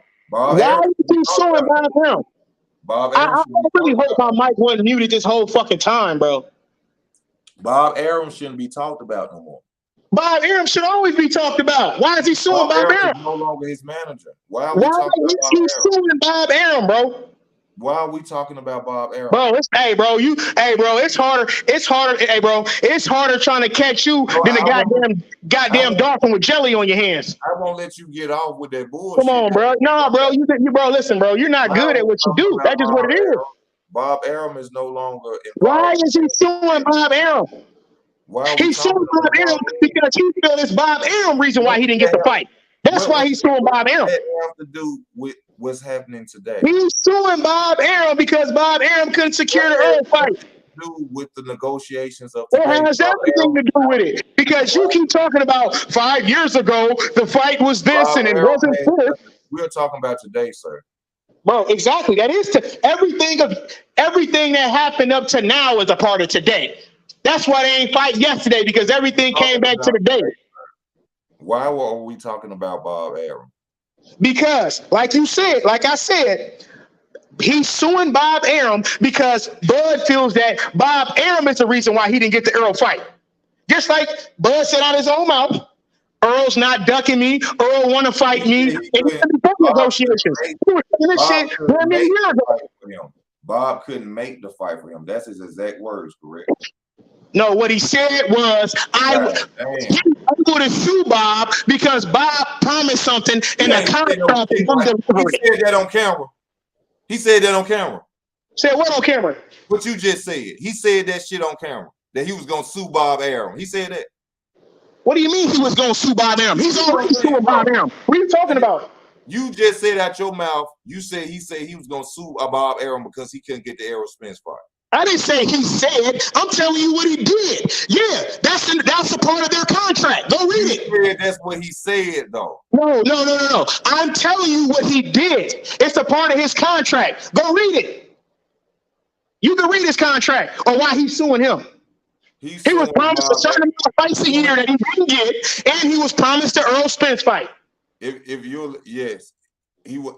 First of all, the reason he's suing him is because he was owed $900,000 because he was supposed to fight Spence. They didn't make the fight. They promised him the Spence fights. They didn't give it to him. Is that not what I just said? But he couldn't make the Bob. He didn't say. He said Bob Arum couldn't make the Spence fight for him. He said he didn't say that Bob Arum wasn't trying. He blamed Bob Arum and not Errol Spence. What are you talking about, bro? He said Bob Arum couldn't make the fight for him. One of those is his exact words, sir. Listen, bro. Why he's suing him because he was promised. Just answer that one question. He said that he couldn't make the fight for him. Didn't he say that? Exactly. He couldn't secure the fight is what he said. Secure the fight. Make the fight, same thing. Secure the fight is what he said. He couldn't secure the fight. That's why he blamed Bob Arum. Why do you think he's owed money? The money he's owed is because it was price he was supposed to get from you. Bob Arum is wet out the picture, right? So why are we talking about Bob Arum? Because he's suing Bob Arum because Bob Arum couldn't do something. We're talking about Spence and Crawford. Everything about Bob Arum is the reason why we're able to talk about Spence and Crawford. No longer in the situation. Right. Boy, I'm telling you, fam. Man, it's hard to catch you for other people. I'm being logical. Why are we still talking about Bob Arum? You've been cornered all night, bro. You got, bro. It's looking bad. I can't wait to read your comments tomorrow. Bob Arum don't have nothing to do with this. Bob Arum got everything to do with it. You just said why we've been waiting 5 years to make the fight. You just said. You said we've been waiting. Listen, you said we've been waiting 5 years for the fight, right? 5 years for the fight, right? Bob Arum stands in the waiting. You said we was waiting 5 years for the fight, right? Why are we talking about Bob You Arum? said 5 years for the fight. Yes or no? Did you say 5 years for the fight? Yes or no? Use Bob Arum as a reason why this fight Bro, never happened. And did you say 5 years for the fight? Yes or no? You're trying to use that. Bro, you suck, bro. It is what it is, bro. You're not real. You're not real, bro. I really, and the thing is, bro, we should be able to have a dialogue to where we gonna agree and disagree. But you're not even real enough to keep it a buck, bro. A real question you can't answer. Go on with that real talk shit. Answer every question you ask me. Real talk shit. It's on the real talk. What question haven't I answered, bro? Ask me now. When you want to talk real talk. Answer the question. Ask me a question. I ain't ran from nothing. You ain't answered nothing for me. I answered all yours. And every time you coming up with Bob. Hey, listen, bro. I'm an alpha, bro. I answered all your questions. I ain't run from nothing. I ain't slide or hide behind. Bob Arum in business. Just notice every time there's a logical question asked, it's Bob Arum. Bob Arum ain't got nothing to do with this fight no more, y'all. Why are we talking about discussing Bob Arum? You understand? That's like discussing an old job and you got a new job. Why are we discussing Bob Arum? Bob Arum ain't got nothing to do with this no more.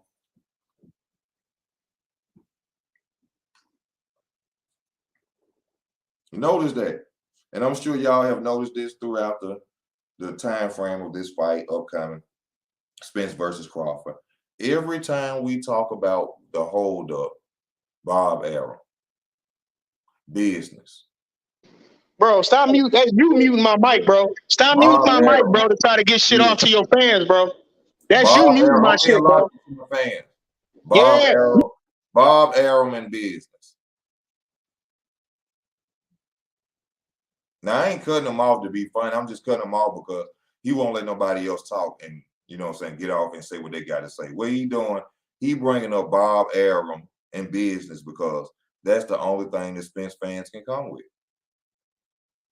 When you ask them the question of why have we had to wait 5 years for a fight, for a fighter that said that he wanted all the straps, when he went and fought fighters that did not have straps?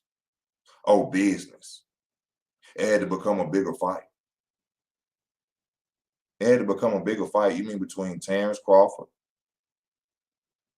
and Errol Spence Jr.? It had to be a bigger fight. Them two. That don't make sense. When you was going to fight 135-pound Mikey Garcias and more. Come on. Be real, man. Be real. No, we have to mute him. We have to mute him because I can't talk on my own channel. What's the point in simply going to debate with somebody and you keep going on, and when it's time for me to talk, you won't talk? At the end of the day, when people see this video, a lot of them going to say that they know that I was right and I should have been muted his ass because half of the shit he coming with don't even make sense. Now, to the people who saying that he getting at me, you just a Spence fan because nothing he has said is logical. Bob Arum has nothing to do with this fight anymore. The stuff he's saying that Terence Crawford said, this man did not say. He said Bob Arum couldn't make the fight for me. So why would I stay with Bob Arum? That's what he said. He said he didn't make the fight for me. What does him suing Bob Arum have to do with this? When Bob Arum already stated to the public, this is the only fight I ever make. I wouldn't make any other fight for Terence but Errol Spence. No, I didn't ask for nothing. I didn't ask for bullshit and biased talk. See, what you don't understand is, Jeff, you just came on, and even World Combat Sports was on here. And we all seen what was just going on recently about this. Every time there's a logical question, there's a I don't know and a whole bunch of talking. We went into talking about Spence getting hurt by Ugas. Bro went into Spence got hurt by, Crawford got hurt by Gamboa. That was 8 years ago. We asked a simple question of, did Spence get hurt by Ugas? Crawford got, come on, man. Y'all crazy. Come on, man. You can't go back into all that with the Spence fans. Because there's no way logically that they could even explain what was a damn holdup on a 5-year fight when this man had already had a title and you fighting fighters with no titles. The only reason this fight is coming into fruition today is because he has nowhere to run. He ain't got nowhere to go. Where else is he gonna go? He waited to the last door. He get to the last one with a belt, and now because he say, I want to fight him. And now everybody talking like he said it when Terence first got a belt. Come on, y'all, stop playing. I can't wait till this fight over with till Terence go ahead on beat this boy and knock him out and get him out of the way. Because this is really, I have like King Morgan and a lot of more other fans. I can't wait to see y'all go jump on Jerron and his bandwagon. Because that's all finna happen. If this fight comes to it and he knock out Terence knock out Spence, majority of y'all finna go and be Boots fans.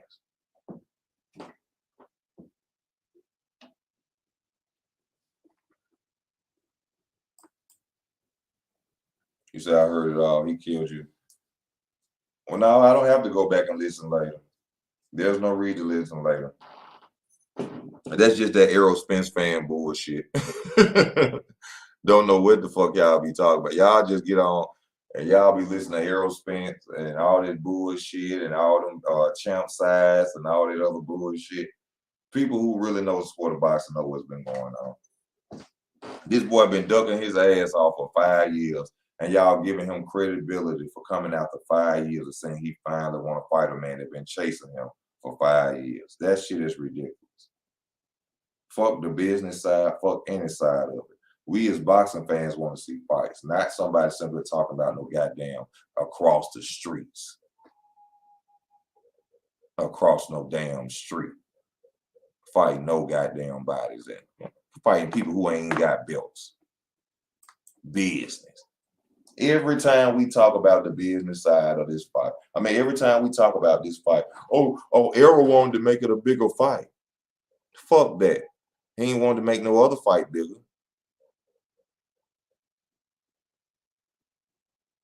Why he ain't make Danny Garcia versus him bigger? Why he ain't make Sean Porter versus him bigger? He ain't wait 3 shit. He jumped in the ring and said he wanted to fight Sean Porter. You ain't never see him jump in no ring with no Terence Crawford. He was at Terence Crawford fight and didn't get in there. He left. He ain't jumping there drunk talking about he wanted to fight Terence, did it? Man, y'all come on with that bull, man. Every time, business. Business. Oh, he wanted to make, man, get the fuck out of here.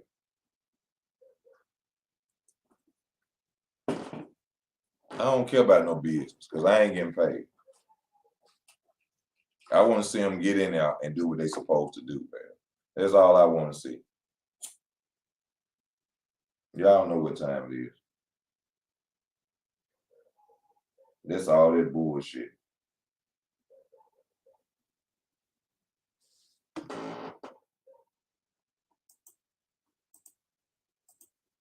Y'all know what to do. Y'all see it out there. Come on, man. We gotta be real about it. Me, World Combat Sports, everybody. We sing. Come on, bro. Be logical. All that coach shit don't mean nothing. That coach shit don't mean nothing. You can't answer a simple ass questions. Couldn't be answered.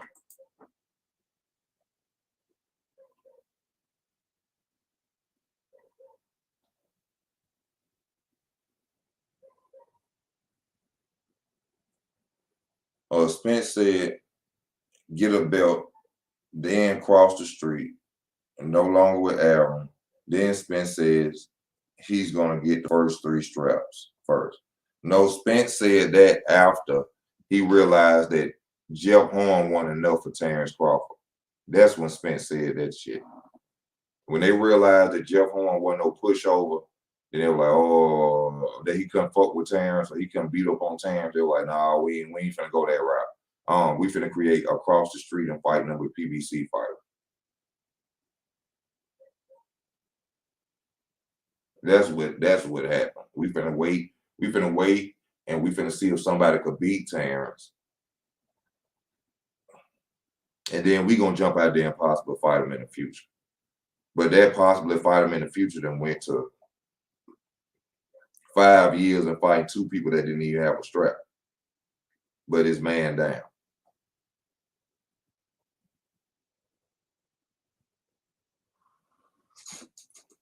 This shit is really crazy. But I want to give a shout out to both fighters. You know, hopefully them two coming to it, whatever negotiations is going on, they finally ended and they finally come to who deserves what and who should get what. And yes, this fight should be next. I'm hoping that it's next. I'm praying that it's next. But hopefully we should get this coming soon, y'all. So let's just stay tuned and we'll see if it's legit, if it's going to happen in October or not, or whenever it's going to happen. We need it. We want it. They got to give it to us bad. So, you know, just letting y'all know, you know what I'm saying? Shout out to King Morgan. No disrespect to King Morgan. I value your opinion, my brother. You know, what you stated was what you stated. What we stated, what I stated was what I stated. And I value your opinion. I thank you for coming on the panel. But, you know, you say, let's keep it real and real. But whenever it came time for you to keep it real, my nigga, you couldn't keep it real. You couldn't answer a question. But, shout out to you. Much love to the people on the panel, for everybody who tuned in tonight. Y'all, please hit that like button. If you want to donate to the channel, you know where to go. Go to the description. You know what I'm saying? Cash App, PayPal is available. I thank y'all for y'all love and y'all support. This is your boy Easy Work Boxing. I'm signing out.